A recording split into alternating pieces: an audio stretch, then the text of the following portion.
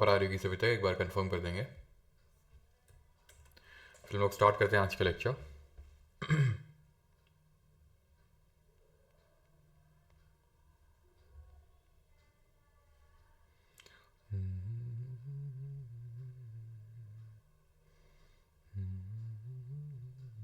Confirm कर देंगे।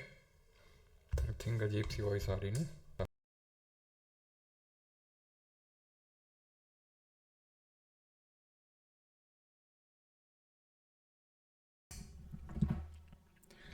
चलो एक बार कंफर्म करना सारी चीज़ें प्रॉपर हैं कि नहीं।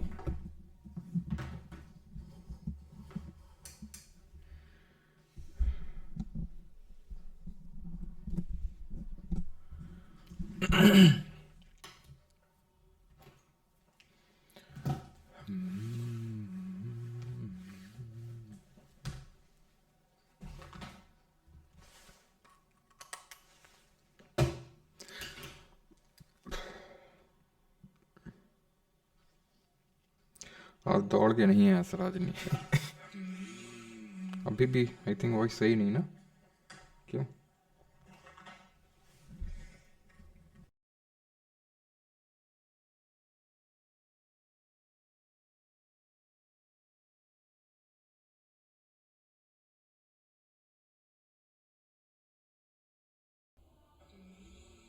अभी भी आई थिंक वॉइस सही नहीं ना। क्यों?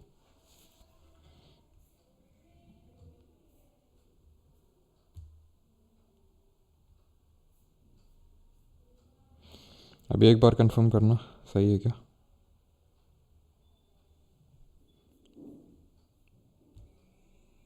अभी भी आई थिंक वॉइस सही नहीं ना।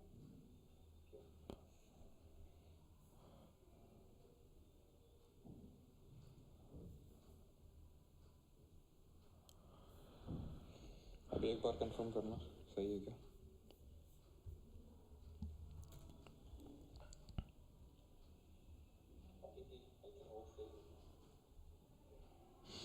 चलिए तो स्टार्ट करते हैं। मुस्लिम इन्वेजन ऑफ इंडिया। तो आज से हम लोगों की मेडिवल हिस्ट्री स्टार्ट होने जा रही है। ठीक है, एंशियंट हिस्ट्री हमारी ऑफिशियली ख़त्म हो चुकी है पूरी तरह से। और फर्स्ट क्लास में मैंने आपको बताया था कि हमारी जो मेडिवल हिस्ट्री है वो इस्लामिक इन्वेजन से शुरू होती है। अभी तक इस्लामिस्ट का या फिर इस्लाम धर्म का सच कोई अभी डायरेक्ट कांटेक्ट नहीं हुआ था इंडियन सब कॉन्टिनेंट से। व्हेन आई से इंडियन सब कॉन्टिनेंट, उसका मतलब है इंडिया, पाकिस्तान, बांग्लादेश जो आज का है, ये सब आते हैं किसमें सॉरी, जिसको कि हम अखंड भारत बोलते हैं। ठीक है, तो अभी तक यहाँ पर कोई डायरेक्ट कांटेक्ट नहीं हुआ था। अब यहाँ से कांटेक्ट होना शुरू होगा। ये हम किस टाइम पीरियड की बात कर रहे हैं, ये हम 11th सेंचुरी एडी की बात कर रहे हैं, जब ये ट्राईपार्टाइट स्ट्रगल ऑलमोस्ट ख़त्म हो गया था। और ये जो गुर्जर प्रतिहार हैं यहाँ पर अगर हम देखें तो कल हमने इनके बारे में पढ़ा था। ज़रा बताइए इस डायनेस्टी के फाउंडर कौन थे। तो गुर्जर प्रतिहार जो है ये काफ़ी सारी हिंदू राजपूत डायनेस्टीज़ में जो है ये कन्वर्ट हो गए थे, जिनके रिगार्डिंग मैंने आपको बताया था। History is still not clear कि भाई जो राजपूत डायनेस्टीज़ हैं ये कुछ लोगों का ये भी मानना है, अभी मैं एक पढ़ रहा था एक थ्योरी ये भी है, दैट इज़ कि जो हून्स का अटैक हुआ, ठीक है, गुप्ता के टाइम पे, तो उन हून्स ट्राइब, वो जो हूनास ट्राइब थी, हूना जो भी बोलो, वही यहाँ पे सेटल कर गई थी।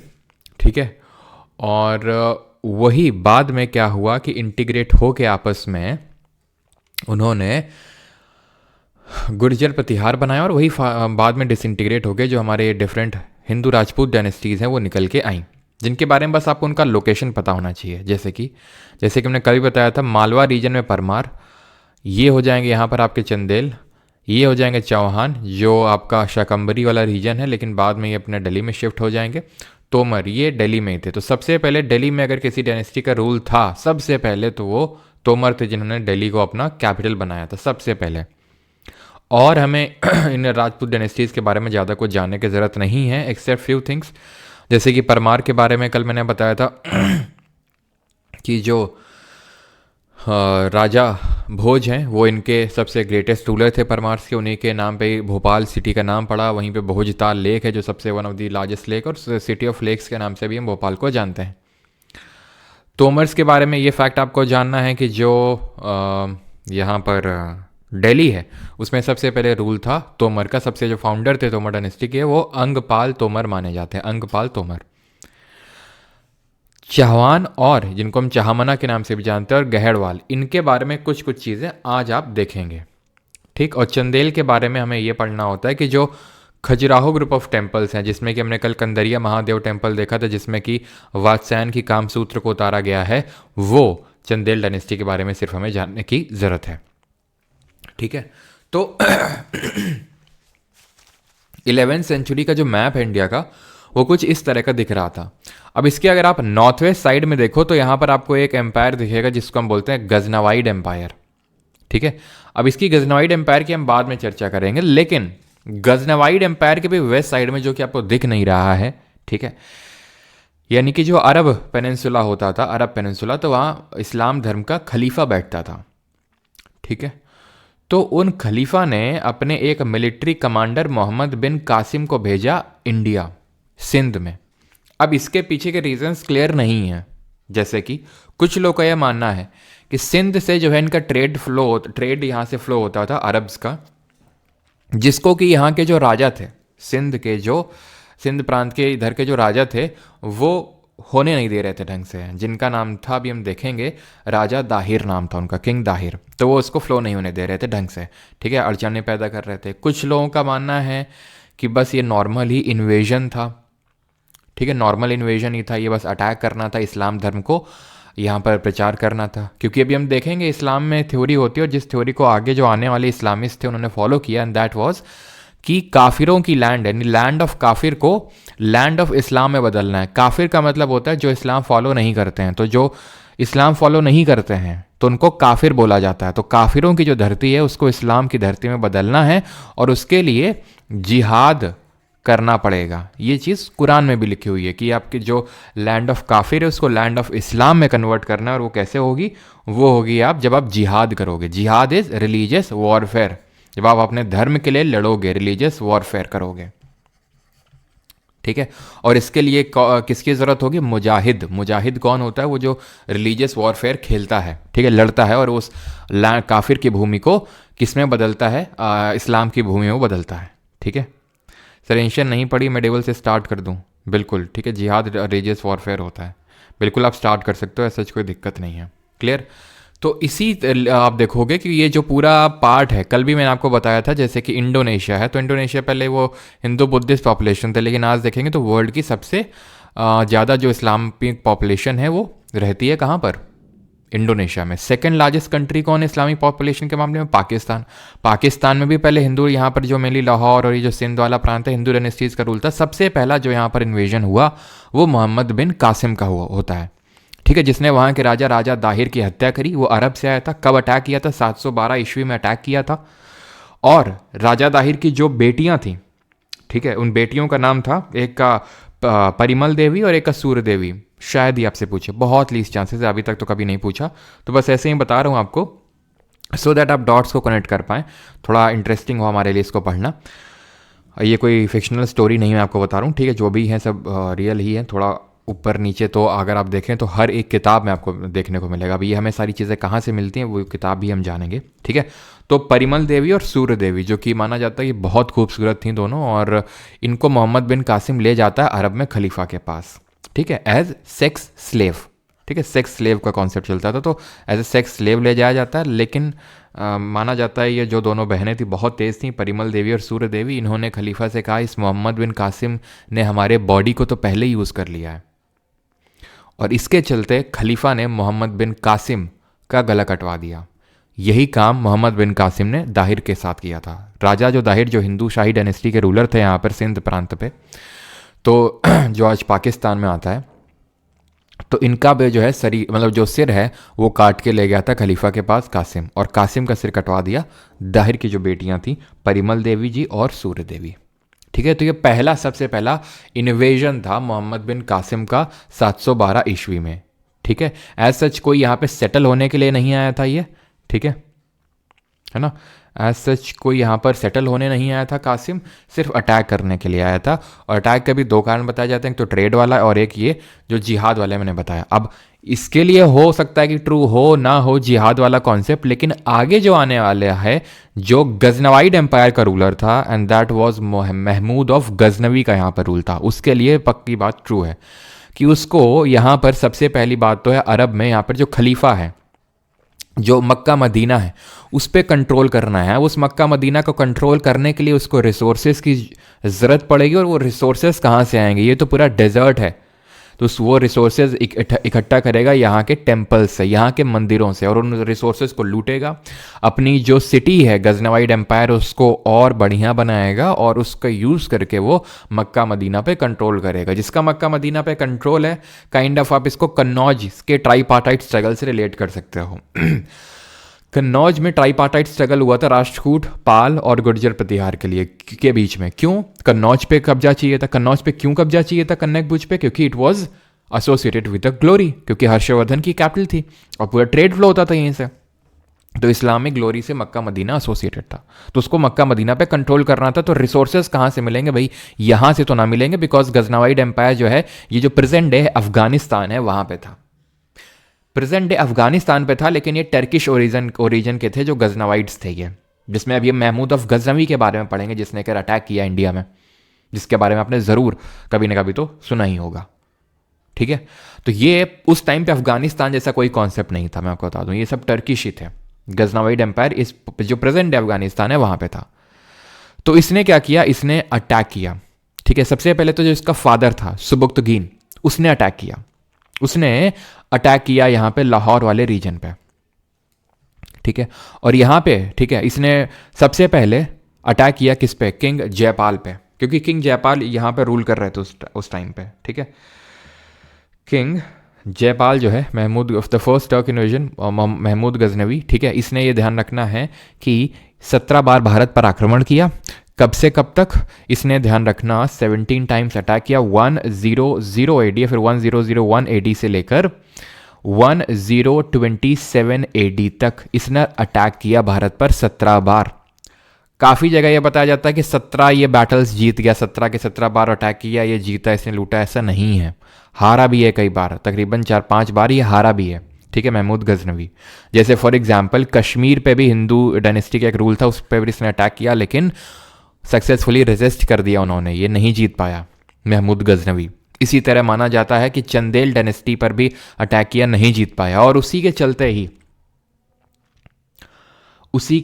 ही ठीक है, ये जो आपका टेम्पल बना, ठीक है, कौन सा टेम्पल बना आपका? ये Khajuraho group of temples, Kandariya Mahadev, ये माना जाता है उसी टाइम चंदेल डायनेस्टी ने यहाँ पर बनवाया, क्योंकि इस चीज़ को काइंड ऑफ डिफीट नहीं हुए थे वो, किससे? गजनवी से, और काइंड ऑफ उनको विक्ट्री की तरह लगा था, तो उस विक्ट्री के उसमें उन्होंने बनवाया था, याद में। ये चीज़ कलिंजर फोर्ट में जब आप जाएंगे तो वहाँ पर लिखी भी हुई है। ठीक है, कलिंजर फोर्ट का जो वहाँ पर लगा होगा बाहर जब आप एंटर करते हो फोर्ट में, तो वहाँ पे। ठीक है, तो 17 बार अटैक किया। पहला अटैक इसका था 1001 AD में। कहाँ पर? तो इस पे इसने किंग जयपाल पर अटैक किया। जयपाल पर क्यों अटैक किया? क्योंकि जयपाल ने इसके फादर को हरा रखा था पहले, सुबुक्तगीन को, और जयपाल ने यहाँ पर जब अटैक किया और ह्यूमिलिएटिंग डिफीट दी महमूद गजनवी को, तो यह माना जाता है जयपाल ने सुसाइड कर लिया, ये देखते हुए। ठीक है, क्लियर है यहाँ तक सभी को? 17 टाइम्स अटैक होता है। पहला अटैक देख लिया, दूसरे, तीसरे, चौथे, पांचवें सब हमें नहीं देखने, हमें सिर्फ 16th अटैक पे आना है। 16th अटैक इसका क्यों फेमस है? तो ये हमने देख लिया पहला अटैक। 16th अटैक इसलिए फेमस है बिकॉज इसका सबसे बड़ा जो मेन एम था वो था सोमनाथ का मंदिर लूटना, क्योंकि ये जो सोमनाथ का मंदिर था जो गुजरात में लोकेटेड था, इट कंटेन्ड इमेंस रिचनेस, मतलब कि बहुत ज़्यादा इसमें सोना और ये सारी चीज़ें, माना जाता है इसमें सोने का गेट तक लगा हुआ था, तो इमेंस रिचनेस थी इसमें। और इसने इसको सक्सेसफुली इन्वेड भी किया सोमनाथ को, और सोमनाथ से पूरा इसने जितना भी है सब कुछ लूटा। इसने मूर्तियाँ तोड़ी, टेम्पल डिस्ट्रॉय किया। और वो क्यों डिस्ट्रॉय करते थे? बिकॉज उसका भी रीज़न था, क्योंकि आप क्या बोल के ला रहे हो इतनी बड़ी फौज को? क्या बोल के ला रहे हो? अल्लाहू अकबर, और हम इन काफिरों की भूमि को इस्लाम की भूमि में बदलेंगे। जैसे कि जो बोले सो निहाल, है ना, और ये सिख धर्म में होता है ना, और इस तरह से मतलब हिंदू धर्म में भी होते हैं, जैसे है ना, जय भीम, इस तरह से। तो सब धर्म में होता है, तो इस्लाम धर्म में होता है अल्लाह अकबर। तो आप कैसे मोटिवेट करोगे इतनी बड़ी पॉपुलेशन को, मतलब इतने सब पूरी लार्ज आर्मी को? तो रिलीजियस बेसिस पे मोटिवेट करोगे। तो जब मंदिर तोड़ोगे तो उन्हें अच्छा लगेगा, देखो मतलब मंदिर टूट रहा है या फिर मूर्ति टूट रही है। तो काइंड ऑफ उस पर्पस के लिए भी, एक रिलीजियस यूनिटी बनाने के लिए।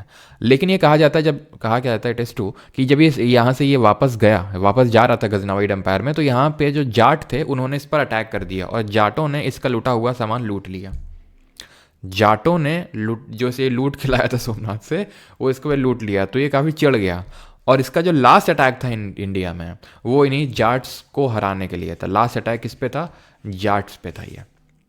मेन इसके जो शुरू के इन्वेजन्स थे वो यहाँ पे थे, लाहौर उसके आसपास वाले रीजन्स में, जिनको कि हम बैटल्स ऑफ वाई हिंद के नाम से जानते हैं। बैटल्स ऑफ वाई हिंद, ये सीरीज ऑफ वॉरफेयर थे जो महमूद ऑफ गजनवी ने खेले यहाँ पर। कहाँ पर? ये जो हिंदू शाही डायनेस्टी जो रूलर्स थे वहाँ पर। और जो फिर लास्ट ये यहाँ से जो गया सेकेंड लास्ट था, वो सोमनाथ पर इसका अटैक था। इसकी डेथ हो जाती है 1030 में, और इसका काम भी यहीं से ख़त्म हो जाता है। लेकिन अब यहीं से एक और नया एम्पायर शुरू होगा। एम्पायर तो क्या, एक डायनेस्टी हम बोल सकते हैं। यहाँ पर एक डायनेस्टी थी, ठीक है, इधर पे, एंड दैट वाज, उसका नाम था घुरिड। एक्चुअल में ये जो घुरिड डायनेस्टी थी, कोई ऐसा नहीं था कि पहले से मतलब गजनवाइड एम्पायर था तो उस टाइम पे पैरेलली एग्जिस्ट कर रही थी ना। ये जो महमूद ऑफ गजनवी था, इंडिया में अटैक करने से पहले यहाँ पर अटैक कर चुका था, और यहाँ पर अटैक करके, क्या बफरिंग आ रही है क्या? ने सब पूरी लार्ज आर्मी को तो रिलीजियस बेसिस पे मोटिवेट करोगे, तो जब मंदिर तोड़ोगे तो उन्हें अच्छा लगेगा।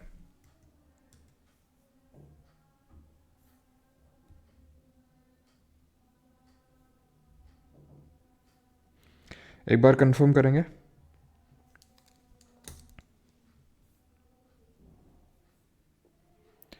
एक बार कंफर्म करेंगे जल्दी से।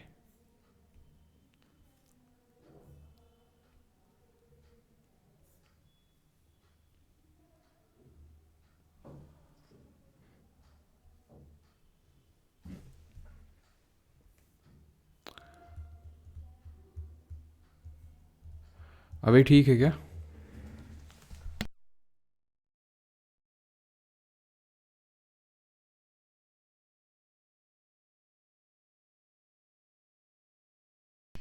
अभी ठीक है क्या? एक बार कंफर्म करेंगे।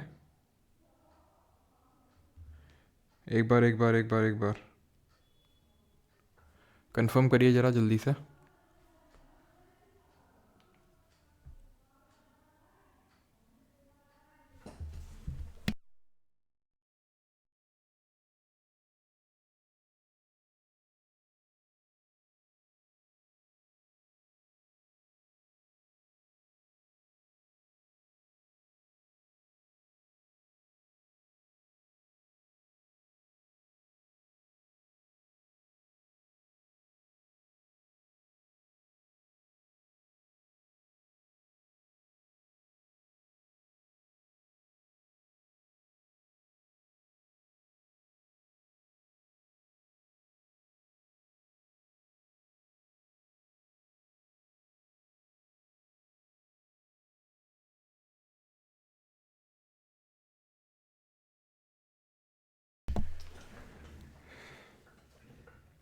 अभी एक बार कंफर्म करेंगे सारी चीज़ें प्रॉपर है।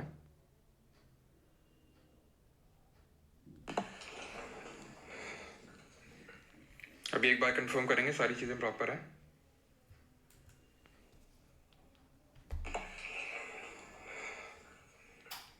अभी एक बार कंफर्म करेंगे।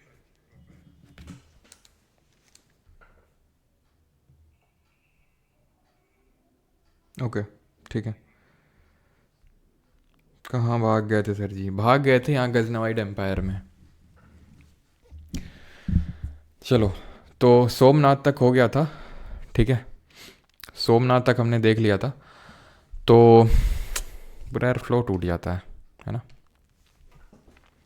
तो सोमनाथ में इसका सेकेंड लास्ट अटैक था, ठीक है, जो इसने 1025 AD में किया था। 16th अटैक था इसका, और ये कहा जाता है जब ये सोमनाथ से ये लूटा हुआ जो पूरा टेम्पल से लूट के लाया था सारी चीज़ें, तो ये जब वापस जा रहा था अपने गजनवीड एम्पायर में, तो उस टाइम पे जब ये वापस जा रहा था तो यहाँ पर जाट्स ने इसको लूट लिया, यानी ये जो लूटा हुआ सामान लेके आ रहा था उसको लूट लिया जाट्स ने। तो ये चिढ़ गया और उस चिढ़न का बदला लेने के लिए 17th टाइम इसने लास्ट टाइम अटैक किया जाट्स पे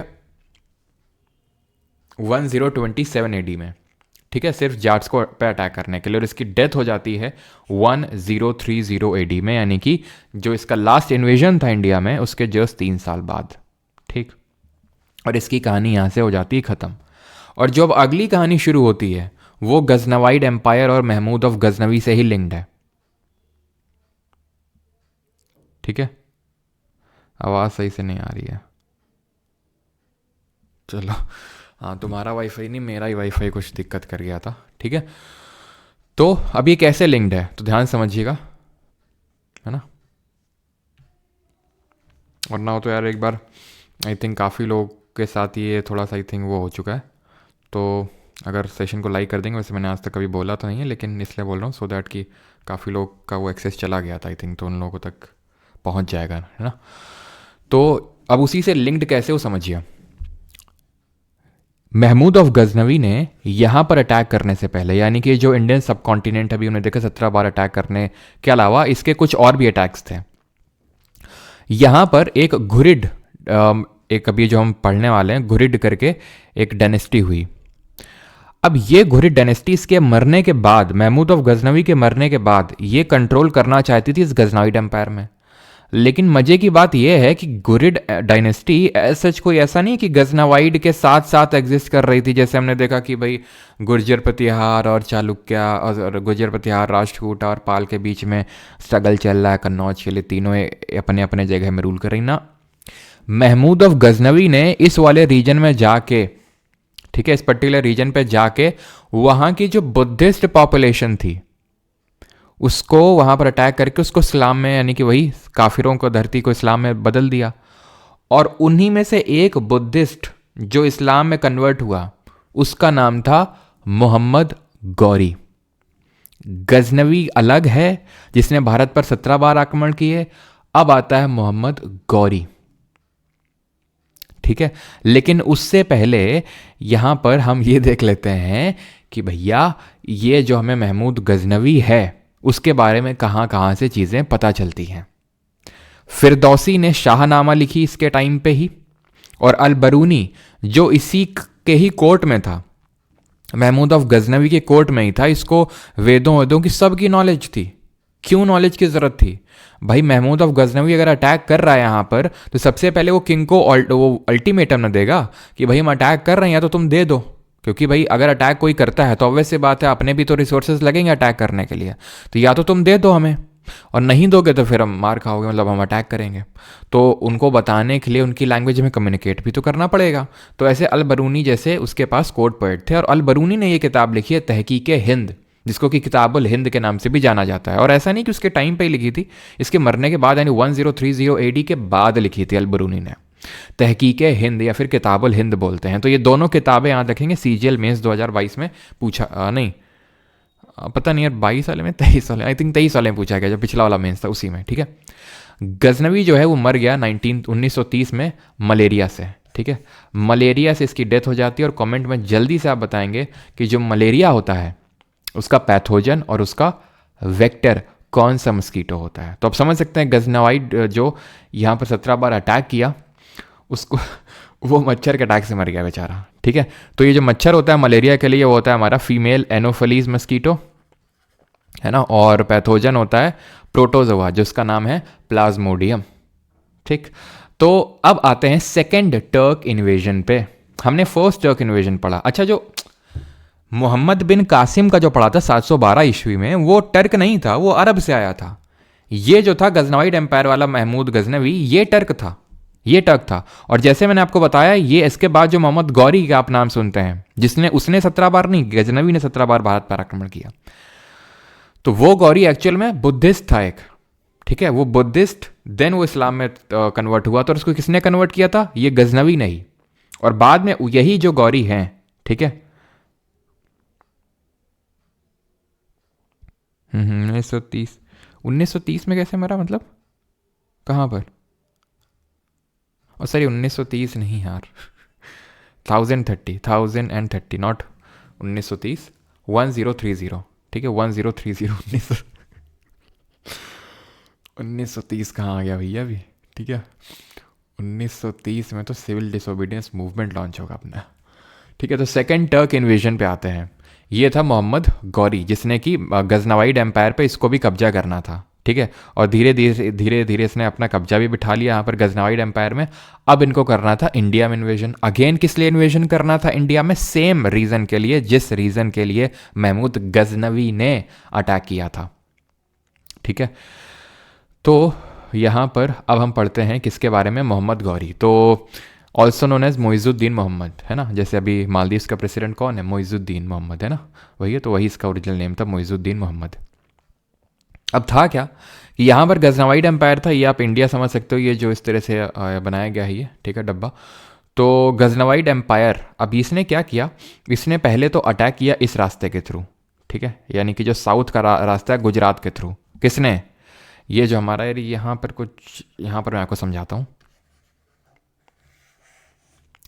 यहाँ पर गजनवी ये गौरी था, ठीक है। गौरी ने यहाँ पर बोलन पास के थ्रू, एक तो था कि भाई खैबर पास का यूज़ कर लिए, खैबर पास ऊपर था, बोलन पास नीचे था, तो बोलन पास का यूज़ करके यहाँ पर आया और सबसे पहले इसने यहाँ पर अटैक किया। सोलंकी डायनेस्टी का इस समय रूल था। सोलंकी के बारे में मैंने बताया था, इन्होंने ही कौन सा type of temple architecture develop किया था, नॉर्दर्न टाइप जो हमारे नगर स्टाइल है उसी में इन्होंने सब टाइप डेवलप किया था, जिसको हम किस नाम से जानते हैं? तो उसको हम मारू गुर्जर स्टाइल के नाम से जानते हैं, जिसमें पिलर्स में वो सब स्कल्पचर्स वगैरह बनाए जाते हैं। तो सोलंकी चालुक्य की फ्यूडेटरी थे, वो गुजरात में रूल कर रहे थे। इसने जब अटैक किया ना, तो यहाँ पे क्वीन थी, एक रानी थी क्वीन नैकी देवी, और क्वीन नैकी देवी ने इसको हरा दिया। किसको? मोहम्मद गौरी को। कब? ये बात है 1178 AD, ठीक है। शी डिफीटेड गौरी, 1178 AD की बात है ये। मतलब पहली बार अटैक किया, ठीक है, बेचारे ने, और पहली बार एक फीमेल के हाथों जो है इसको हार झेलनी पड़ी। अब ये जो है क्या करेगा? ऑब्वियस सी बात है, वही सेम गलती तो करेगा नहीं, अब कहीं और से आएगा। अब ये खैबर पास का यूज़ करके आएगा लाहौर वाले रास्ते के थ्रू, लाहौर और भटिंडा, ठीक है। लाहौर आएगा देन भटिंडा आएगा, लाहौर यहाँ है देन भटिंडा है, एंड देन यहाँ पड़ता है दिल्ली, ठीक है, ऐसे समझ लो यहाँ पड़ता है दिल्ली, और दिल्ली के पास पड़ता है तराइन का क्षेत्र, जो कि एकदम प्लेन बैटल फील्ड है लड़ने के लिए। तो जब ये यहाँ से आ रहा था तो तराइन पे कब्जा था उस समय पृथ्वीराज दी थर्ड का। पृथ्वीराज दी थर्ड कौन है? पृथ्वीराज चौहान जिनको हम बोलते हैं, ये उस समय दिल्ली पे रूल कर रहे थे और तराइन भी इनके कंट्रोल में था। अगेन रिपीट, इनसे पहले चौहान रूलर से पहले तोमर डायनेस्टी का रूल था, अंगपाल तोमर दिल्ली कैपिटल थे उनकी। चौहान रूलर्स आए और उस समय पृथ्वीराज दी थर्ड थे, पृथ्वीराज चौहान। तो पहला बैटल ऑफ तराइन लड़ा जाता है 1191 AD में, 1191 ईस्वी में, और ये पृथ्वीराज चौहान जीत जाते हैं। सेकेंड बैटल ऑफ तराइन होता है 1192 AD में, जस्ट अगले साल ही वापस फिर से आता है, मोहम्मद गौरी अटैक करता है, लेकिन इस बार गौरी जीत जाता है। अब जीत क्यों जाता है उसके ज़्यादा हमें डेप्थ में नहीं जाना, लेकिन मैं कुछ रीजंस आपको बता देता हूँ। जैसे फॉर एग्जांपल, ये जो टर्किश आर्मी थी ये बहुत ही संगठित थी, यानी कि कंसोलिडेटेड थी, यानी संगठित का मतलब ये होता है कि जैसे अगर हम हिंदू आर्मी की यहाँ पर बात करें जो पृथ्वीराज चौहान की थी, अब इसमें काफ़ी सारे मतलब उस टाइम पे भी बहुत चलता था, ब्राह्मण, क्षत्रिय, वैश्य, शूद्र, ठीक है, ये सब बहुत चलता था। और जो डिविनिशिप की थ्योरी है, हमने देखा था कि भाई राजा खुद को भगवान से कंपेयर करता था। तो सोचो आर्मी लड़ रही है, राजा पकड़ लिया गया, राजा मार दिया गया, ठीक है, तो जो आर्मी हो क्या सोचेगी, जब हमारे देवता ही पकड़ लिए गए, ठीक है, देवता को ही धर लिया गया, तो फिर अब हम कैसे लड़ेंगे? तो वो एक मेंटालिटी बन चुकी थी, और वो सब आपस में यूनाइटेड कम थे, क्योंकि वही है ना कि अगर हम जीत भी जाएंगे तो हमें क्या ही मिलेगा, और हम तो नीचे ही ट्रीट किए जाएंगे। तो एक काइंड ऑफ वो भी था। और तीसरा फैक्टर ये भी है कि वही है कि ये सब आपस में यूनाइटेड नहीं थे। जो अभी हम लोगों ने देखा था, राजपूत डायनेस्टीज थी, चाहे वो यहाँ पर सोलंकी भी हों, चाहे वो चंदेल हों, चाहे आपके चौहान हों, चाहे परमार हों, चाहे गहड़वाल हों, ये सब क्या थे, आपस में खुद की टेरिटरी को अपना एक कंट्री मानते थे कि भाई हम पर बस अटैक ना हो, ठीक है, और आपस में एक दूसरे पर अटैक करते थे। तो ऑब्वियस सी बात है, जब इन पर कोई अटैक करेगा तो फॉरेन इन्वेजन होगा, तो बाकी कोई हेल्प के लिए नहीं आएगा। वही हुआ पृथ्वीराज चौहान के साथ भी, कोई इनके लिए हेल्प के लिए आया नहीं, क्योंकि जब सोलंकीज ने इनसे हेल्प मांगी थी पृथ्वीराज थर्ड से, तो इन्होंने हेल्प नहीं करी थी, तो अब वैसी बात है, जब इन पर अटैक होगा तो वो हेल्प नहीं करेंगे। और सेम बाकी राजपूत रूलर्स के साथ था। ठीक है, तो उस समय योगी जो थे नहीं जो बोलेंगे नेक रहो, क्या बोलते हैं, एक रहोगे नेक रहोगे, बटोगे तो कटोगे तो तब तो थे नहीं हमारे योगी जी, तो सब जो है नेक रहते नहीं थे, एक रहते नहीं थे, तो नेक नहीं रह पाए, तो फिर बट गए तो कट गए। ठीक है, तो क्या किया, ये माना जाता है कि गौरी लेके गया और इनका जो है, कुछ लोग बोलते हैं सिर काट के ले गया, कुछ लोग बोलते हैं कि नहीं पकड़ के ले गया वहीं गजनवाइड एम्पायर में, वहीं पे इनको काटा। ठीक है, अलग अलग थ्योरीज है, लेकिन ये बात पक्की है कि सेकंड बैटल ऑफ तराइन में 1192 एडी में गौरी ने हरा दिया। और इनके पास, क्योंकि ये टर्क्स थे, तो इनके पास टर्क घोड़े भी थे, तो घोड़े भाई आपको पता है टर्क घोड़े जाने जाते हैं, एकदम तगड़े तगड़े घोड़े होते हैं। ठीक है, ये आ रहे हैं हाथी से आराम आराम से, हाथी जितनी देर में मुड़ेगा, ठीक है जितनी उतनी देर में घोड़ा ना जाने कितनी सेना को सफाया करके चला जाएगा। इन लोगों के पास बहुत अच्छी आर्मरी थी, पूरा लोहे वोहे का लगा के रखते थे। और यहाँ पर क्या होता था, हिंदू डायनेस्टी में बस किंग और उसके जो इंपॉर्टेंट मिनिस्टर्स होते थे वही लगा के रखते थे, बाकी तो सब आम जो सोल्जर्स हैं वो ऐसे ही घूम रहे हैं, तो सीधा एक पड़ा नहीं, ठीक है, और मर गए। तो ये मतलब बहुत सारे रीजंस है जिन्हें हमें जानने की ज़्यादा ज़रूरत नहीं, क्योंकि क्वेश्चन आपका एमसीक्यू बेस्ड आएगा और उसके लिए इस तरह से क्वेश्चन बनते हैं कि भाई फर्स्ट बैटल ऑफ तराइन कब हुआ, सेकंड कब हुआ, कौन जीता कौन हारा। ठीक है, अब हुआ क्या कि राजा जयचंद उस समय गढ़वाल के राजा थे, बहुत खुश हुए, पार्टी दे दी उन्होंने, बात सही है, पार्टी दे दी। हिस्टोरियंस बताते हैं कि जब ये पृथ्वीराज चौहान की डिफीट हुई, क्यों, क्योंकि गढ़वाल के राजा थे ये, कौन, गढ़वाल, या फिर गढ़वाल राजपूत रूलर थे जो कन्नौज पे रूल कर रहे थे, कन्नौज पे इन्हीं का शासन था, गढ़वाल राजपूत का। तो ये माना जाता है चंद्र बरदाई जो कोर्ट पोएट थे पृथ्वीराज चौहान के, उन्होंने पृथ्वीराज रासो लिखी और उसमें उन्होंने बताया कि राजा जयचंद की डॉटर थी संयोगिता। ठीक है, तो उनके लिए स्वयंवर करवाया जा रहा था, लेकिन पृथ्वीराज चौहान या फिर पृथ्वीराज दी थर्ड जिनको हम जानते हैं, वो उनसे प्यार करते थे। ठीक है, तो वो उनको उठा के ले गए, मतलब राजा जयचंद की परमिशन के बिना, जो राजा जयचंद बिल्कुल सपोर्ट में नहीं थे। ठीक है, तो इसी के चलते राजा जयचंद और इनके बीच में बहुत एनमिटी थी, एक बहुत खटास थी। ठीक है, और जिसके चलते राजा जयचंद ने ही मोहम्मद गौरी को इनवाइट किया था यहाँ पर आने के लिए, इंडिया में आने के लिए और पृथ्वीराज चौहान पर अटैक करने के लिए। अब इस संयोगिता वाली बात कितनी ट्रू है, ये हिस्टोरियंस इसे पूरी तरह से नहीं मानते हैं, मानते हैं कि भाई वो जो नहीं, आपने सुना होगा शब्द भेदी बाण चला दिया, है ना, वो पूरा आपने देखा होगा किस तरह से कि भाई उठा के ले गए थे। और ये जो हमारे छेदी सिंह हैं, छेदी सिंह फिर पूरा वो पढ़ते हैं कि भाई ऐसा ऐसा है और इन्होंने फिर मार दिया था, ऐसा हिस्टोरियंस बिल्कुल ट्रू नहीं मानते। उनका मानना है कि जैसे ही सेकेंड बैटल ऑफ तराइन हुआ था, पृथ्वीराज चौहान को तुरंत इन्होंने कैप्चर कर लिया था और कैप्चर करके ले गए थे, वहीं मारा था, यहाँ मारा था, उस बात को लेकर डिबेट है, लेकिन ऐसा शब्द भेदी बाण और ये सब कुछ नहीं था। ठीक है, तो अब होता क्या है कि ये बात तो ट्रू है कि जयचंद की एनमिटी थी। अब एनमिटी इस वजह से भी हो सकती है कि पृथ्वीराज चौहान ने इन पर भी अटैक किए थे मल्टीपल टाइम्स। अब एनमिटी इस लेवल थी कि इन्होंने इनवाइट किया जयचंद ने गौरी को, गौरी ने हराया, इन्होंने पार्टी दी, लेकिन इनको ये पता नहीं था कि अगले जो टारगेट हैं वो खुद हैं। मोहम्मद गौरी ने अब 1194 एडी यानी कि सेकेंड बैटल ऑफ तराइन के 2 साल बाद इन पर ही अटैक कर दिया। किस पे? जयचंद पे ही। ठीक है, जयचंद पर ही अटैक कर दिया और इसको हम बोलते हैं बैटल ऑफ चंदावर। और यहां पर जीत अगेन किसकी होती है? मोहम्मद गौरी की। ठीक है, तो राजा जयचंद भी हार गए यहां से। ठीक है, अब यहां पर मोहम्मद गौरी का काम भी खत्म है। क्यों? क्योंकि ये वापस चला जाता है गजनावाइड एम्पायर में। क्यों चला जाता है? क्योंकि इसको यहां पर सिर्फ माल लूटना था और इसका कोई ऐसा यहाँ नहीं था कि सेटल हो जाएंगे। लेकिन क्योंकि इसने दिल्ली पर अब एक तरह से कब्जा कर लिया था, तो कोई टेरिटरी छोड़ के ऐसे तो नहीं जाना चाहेगा, तो उसने अपने स्लेव्स को क्या किया, दिल्ली में और आसपास के जो इलाके थे वहां बिठा दिया। या फिर हम बोल सकते हैं कि जो मोहम्मद गौरी है, एक्चुअल में ये माना जाता है मोहम्मद गौरी जब वापस जा रहा था, तो जैसे महमूद गजनवी जब वापस जा रहा था सोमनाथ लूट के, तो जाटों ने लूट लिया था, तो ऐसे माना जाता है जब मोहम्मद गौरी वापस जा रहा था गजनवाइड एम्पायर में, तो उसको बीच में ही टेंट में ही, जो टेंट लगा के रहते थे उसी में मार डाला गया था, उसको मार दिया था किसी ने। तो जब इसकी डेथ हो गई थी, तो इसका जो एम्पायर है दिल्ली से लेकर वो गजनवाइड तक, ये बट गया इसके स्लेव्स के बीच में। ठीक है, जो इसके इंपॉर्टेंट स्लेव्स थे, जैसे कुतुबुद्दीन ऐबक जो कमांडर था गौरी का, जिसने कि बैटल ऑफ तराइन में हेल्प किया था, क्योंकि बैटल ऑफ तराइन में इसने हेल्प किया था, तो दिल्ली वाला जो इलाका है वो कुतुबुद्दीन ऐबक ने रख लिया। ठीक है, यहां पर कुतुबुद्दीन आ गया अपना, कुतुबुद्दीन। यहां पर जो लाहौर वाला एरिया है कुबाचा आ गया, और जो गजनवाइड वाला एम्पायर है, गजनवाइड, यहां याल्दूज आ गया, याल्दूज। क्लियर इतनी चीज़। एक इसका और छोटा सा स्लेव था, उसका नाम था बख्तियार खिलजी। ये बख्तियार खिलजी को अलाउद्दीन खिलजी से बिल्कुल रिलेट मत कर लेना, ठीक है। अलाउद्दीन खिलजी के बारे में कल पढ़ेंगे। तो यहाँ पर यानी कि बिहार वाले आसपास रीजन में बख्तियार खिलजी चला गया।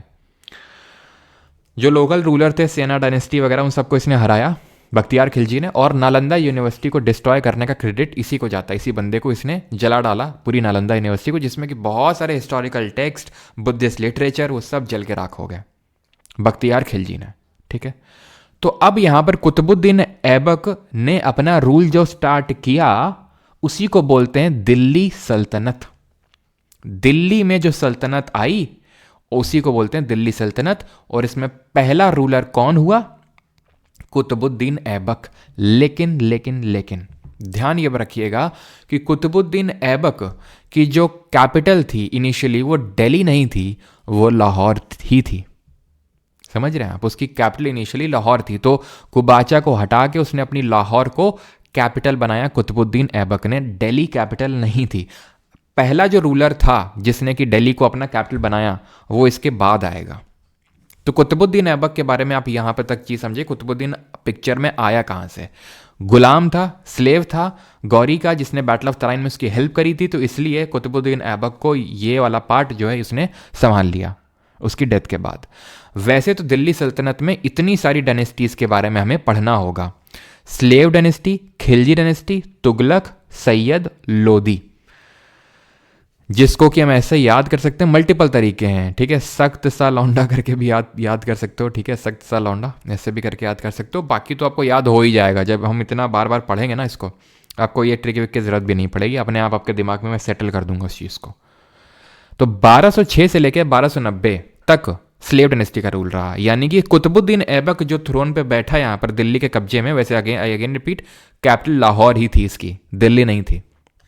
ये 1206 में आता है, ठीक।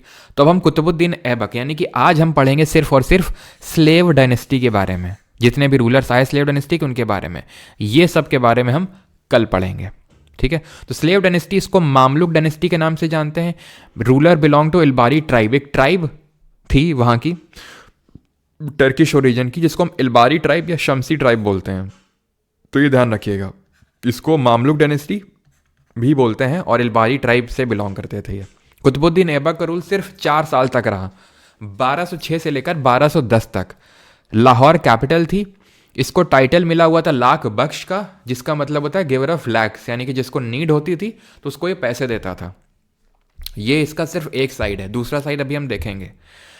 इसकी डेथ हो जाती है 1210 में चौगान या फिर पोलो खेलते वक्त, ठीक है। ये है आपका 1210 में जो चौगान, इस तरह का घोड़े पे बैठ के खेला जाता है इसको, ठीक है। इसको हम बोलते हैं चौगान, या फिर आज के भाषा में अगर हम देखें इंग्लिश भाषा में तो पोलो बोलते हैं इसको, तब चौगान बोलते थे, ठीक। इसने 2 मस्जिदें बनवाई। एक तो है कुव्वतुल इस्लाम, जो कि दिल्ली में आपको देखने को मिलेगी कुतुब मीनार के जस्ट बगल में ही। और कुतुब मीनार के जस्ट बगल में ही एक और हमने कुछ चीज़ पढ़ी थी जो चंद्रगुप्त 2 से रिलेटेड है, जरा कमेंट में बताओ। और 2.5 दिन का झोपड़ा, जो कि अजमेर में है। अजमेर में दरगाह आपने सुनी होगी ना, अजमेर शरीफ की दरगाह भी यहाँ पे एक।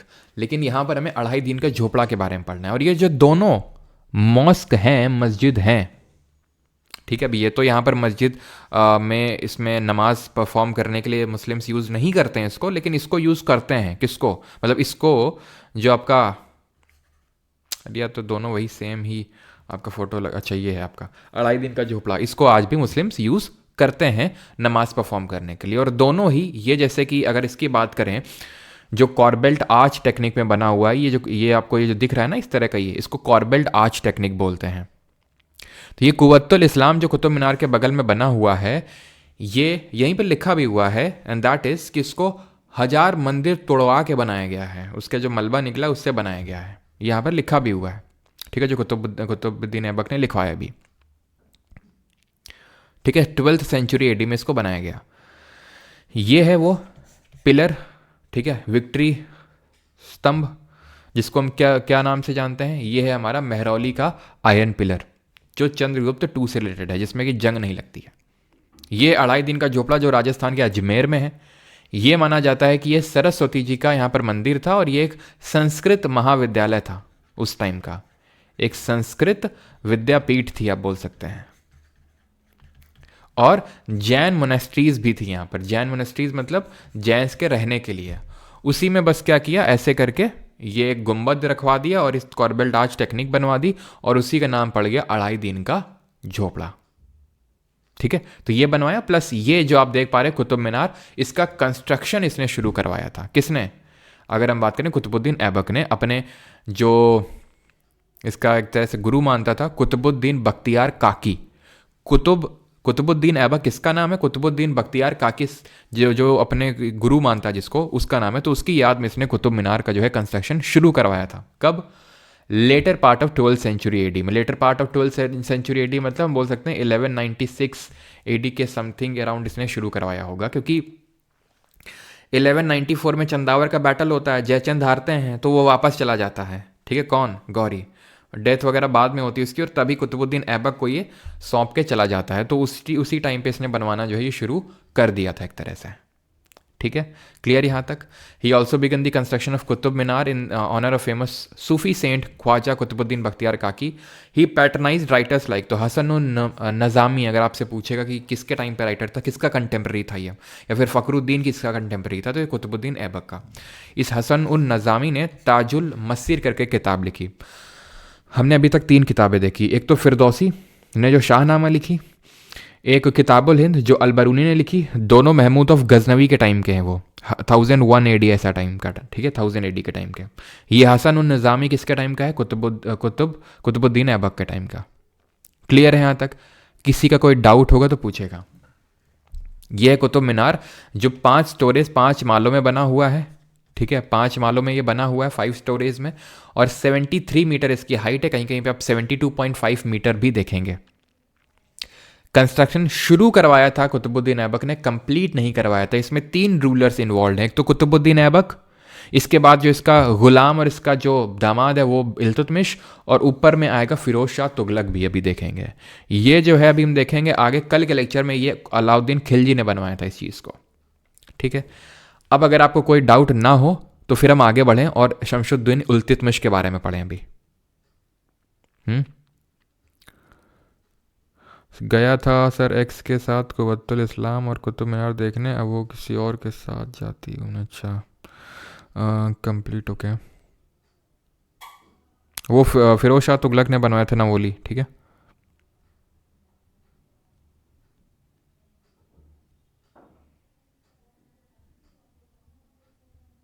चलो अब आते हैं इल्तुतमिश। जब उसकी डेथ हो जाती है, 4 साल तक ही रूल करता है वो, थोड़ा कंसोलिडेशन करता है। उसके बाद आता है इल्तुतमिश। अब इसका क्या कोई बेटा नहीं था क्या? कुतुबुद्दीन ऐबक का था, उसका नाम था आराम शाह। ठीक है, उसका नाम था आराम शाह। ही किल्ड आराम शाह। आराम शाह लाहौर पे क्योंकि भाई कुतुबुद्दीन ऐबक कहाँ से रूल कर रहा था? लाहौर से। उसका बेटा कहाँ से रूल करेगा? लाहौर से। तो आराम शाह जो है रूल कर रहा था वहाँ पे। इसकी बेटी से, कुतुबुद्दीन ऐबक की बेटी से शादी कर ली इल्तुतमिश ने, तो दामाद बन गया। ठीक है, उसका स्लेव भी था, गुलाम था। तो उसने सबसे पहले तो आराम शाह को मारा और लाहौर से अपनी कैपिटल को शिफ्ट कर लिया दिल्ली, क्योंकि ऑब्वियस सी बात है लाहौर में लोग रेजिस्ट करेंगे, है ना, जीने नहीं देंगे इल्तुतमिश को। तो उसने दिल्ली कैपिटल को शिफ्ट कर लिया। और ये जो थोड़े बहुत बच गए थे बख्तियार काकी और ये सॉरी ये क्या नाम है इसका, खिलजी, बख्तियार खिलजी। ठीक है, तो इसको यहाँ से हटाया। ठीक है, और अपना थ्रोन बिठाया उसने। और ये कुबाचा वगैरह तो पहले हट चुके थे। ठीक है, तो इसने भी कंसोलिडेशन का काम किया and he saved Delhi from the wrath of Genghis Khan. तो उसी समय एक मंगोल इन्वेडर था, आपने चंगेज़ खान का नाम ज़रूर सुना होगा। ठीक है, ये मंगोल था एक। ठीक है, चंगेज़ खान। ठीक है, जिसने कि न जाने कहा, मतलब बहुत इन्वेजन्स इसने किए चंगेज़ खान ने, और इसके रैथ के बारे में तो सबने किससे सुने होंगे। ठीक है, चंगेज़ खान इंडिया पर इसने बहुत ऐसे प्रॉपर तरीके से अटैक किया नहीं। ठीक है, because he didn't get any solid reason to attack India. और इल्तुतमिश ने कहीं ना कहीं इस तरह का ऐसे कोई हरकत नहीं करी जो चंगेज़ खान को कुछ ऐसे साइंस दे अटैक करने के लिए। तो आपसे पूछता चंगेज़ खान ने इंडिया में किस टाइम पर इन्वेजन किया था, मतलब पूरी तरह से इन्वेजन तो नहीं किया था, लेकिन हाँ अब ये मान सकते हैं कि इसी के टाइम पे था, या फिर इसके आसपास वाला जो हमारा ट्रांस ऑक्सीनिया रीजन है, जो चंगेज़ खान है ट्रांस जो ऑक्सीनिया रीजन है वहाँ पर अटैक किया था। है ना, इसे ट्रांस ऑक्सीनिया रीजन, तो ये जो इराक और अफगानिस्तान वाला जो रीजन है वहाँ की हम बात कर रहे हैं, तो वहाँ पर इसने अटैक किया था उस टाइम पे। ठीक है, और ट्रांस ऑक्सीनिया रीजन पर अटैक किया था 1219 के टाइम पे, 1219। उसके बाद 1227 में इसकी डेथ हो जाती है, और इसी बीच 1221 के टाइम पे, 1221 के टाइम पे इसका अटैक मतलब ये काफ़ी पास आ गया था इंडिया के, लेकिन अटैक किया नहीं था चंगेज़ खान ने। ये चीज़ आपने ध्यान रखनी है, ठीक। तो चंगेज़ खान के बारे में बस इतना ही हमें ध्यान रखना है। निज़ामुल मुल्क की अगर बात करेंगे तो ये वज़ीर था एक इल्तुतमिश के अंडर में। वज़ीर का मतलब होता है प्राइम मिनिस्टर। वज़ीर सबसे इंपॉर्टेंट मिनिस्टर था उस टाइम का। प्राइम मिनिस्टर का मतलब ये हो गया कि जो भी पूरा फाइनेंस है, पूरा जो फाइनेंस डिपार्टमेंट है, वो वज़ीर ही संभालता था। ये चीज़ आपको ध्यान रखना है, वज़ीर ही पूरा फाइनेंस डिपार्टमेंट संभालता था। निज़ामुल मुल्क था उस समय, ठीक। ही इंट्रोड्यूस्ड, यानी इल्तुतमिश इंट्रोड्यूस्ड सिल्वर, टंका एंड कॉपर जीतल। सिल्वर कॉइन इसने जिनका नाम टंका था, और कॉपर कॉइन जिनका नाम जीतल था, उसको इंट्रोड्यूस किया इल्तुतमिश ने। इसने इक्ता सिस्टम ऑर्गेनाइज किया, and this is very important. Iqta system क्या है? तो एक्चुअल में इल्तुतमिश ने एक चहलगानी या फिर चालीसा, तुर्काने चहलगानी जिसको हम बोलते हैं, चहलगानी सिस्टम डेवलप करके रखा था, जो कि हमें ज़ियाउद्दीन बरानी की जो किताब है, ठीक है, तारीख़ फिरोज शाही, उससे पता चलता है। लेकिन वो जब हम तुगलक डायनेस्टी पढ़ेंगे वहाँ पर उस किताब की चर्चा करेंगे।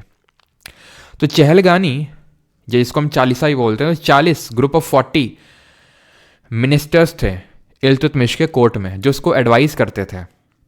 अब क्योंकि वो इंपॉर्टेंट मिनिस्टर थे, ये कौन थे? या तो वो टर्किश ओरिजिन के थे, या फिर वो स्लेव्स थे जिनको इल्तुतमिश, क्योंकि वो ये क्या करते थे, उठाते थे मार्केट से स्लेव, गुलाम उठाते थे, मतलब बच्चे उठाते थे बच्चे, और उनको एज ए स्लेव लाते थे, और उनको ट्रेन करते थे, और वो उनके लिए लॉयल रहते थे उनके जीवन भर। ऐसा ही हम देखेंगे, आपने पक्का नाम सुना होगा मलिक काफूर का, अलाउद्दीन खिलजी, तो वो भी एक स्लेव था। तो या तो वो स्लेव होगा, या तो वो टर्किश ओरिजिन का होगा, वो चहलगानी का पार्ट होगा जो इसको एडवाइस करेगा इल्तुतमिश को, ठीक। तो अब इनको अच्छी खासी सैलरी भी देनी पड़ेगी। अब वो सैलरी कहाँ से आएगी? तो इल्तुतमिश ने क्या किया कि बोला कि एक पीस ऑफ लैंड ले लो, यहाँ पर, यहाँ पर, यहाँ पर, यहाँ पर, ऐसे पीस ऑफ लैंड ले लो आप लोग, ठीक है, मुझसे पीस ऑफ लैंड ले लो ऐसे, और उसमें आप रूल करो जाके, एक तरह से रूल इन दी सेंस की आर्मी कंसोलिडेट करो, जब कुछ बैटल वगैरह होगा तो उसको लेके आओ, और वहाँ से आप रेवेन्यू निकालो, टैक्स कलेक्ट करो। एक तरह से आप क्या करो, टैक्स कलेक्शन करो, और टैक्स कलेक्ट करने के बाद अपनी सैलरी निकाल लेना, जो बच जाए वो हमको दे देना। तो ये जो सारा काम करते थे, इनको क्या बोलते थे? इनको बोला गया इक्तेदार। जो इक्ता को गवर्न करेगा बंदा, उसको इक्तेदार बोलेंगे, इक्तादार। और इन्हीं को ही ये मुक्ति या वाली के नाम से जानते हैं, ये कोई अलग नहीं है। इक्तेदारों को ही मुक्ति या वाली बोलते हैं, जो उस इक्ता को होल्ड कर रहे हैं। इक्ता मतलब एक पीस ऑफ लैंड, जहां पर वो टैक्स कलेक्ट करेंगे, अपना सैलरी निकालेंगे और इल्तुतमिश को दे देंगे वो, ठीक। धीरे धीरे यही चहलगानी जो है, टर्किश स्लेव्स का ग्रुप ऑफ 40, ये इतने पावरफुल हो जाते हैं कि ये ही एक तरह से हम बोल सकते हैं किंग डिसाइडर हो जाते हैं कि राजा, अगला राजा कौन बनेगा। जैसे कि अब इल्तुतमिश की अगर बात करें तो 1236 में इसकी डेथ हो जाती है।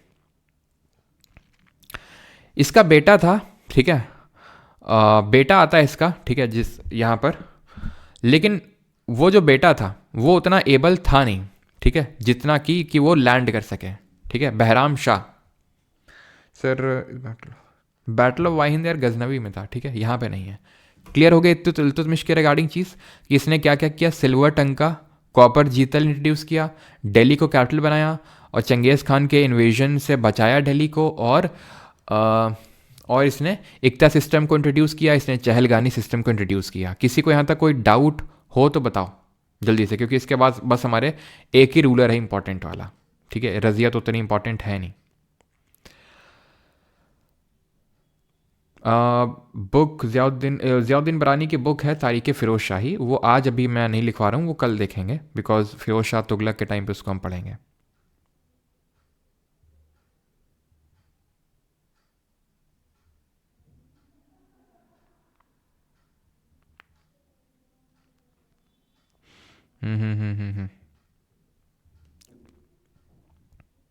क्लियर है यहाँ तक? भैया क्वीन नेक की देवी थी प्रभावती गुप्ता, वाकाटक डायनेस्टी की एक रूलर थी, वो हमने देखा था, वो गुप्ता डायनेस्टी के टाइम पे थे, ठीक है। उसी को ही हमारे घुरिड बोल देते हैं, ठीक है कंचन जी। आगे बढ़े तो रज़िया अब थ्रोन पे आती है। क्यों? क्योंकि अगर आप ध्यान से देखें तो एक्चुअल में शमसुद्दीन इल्तुतमिश के बाद ऐसा नहीं कि इसका कोई बेटा था, नहीं, बेटा था, ठीक है, लेकिन वो जो बेटा था, ठीक है, बहराम शाह, वो इतना एबल रूलर था नहीं।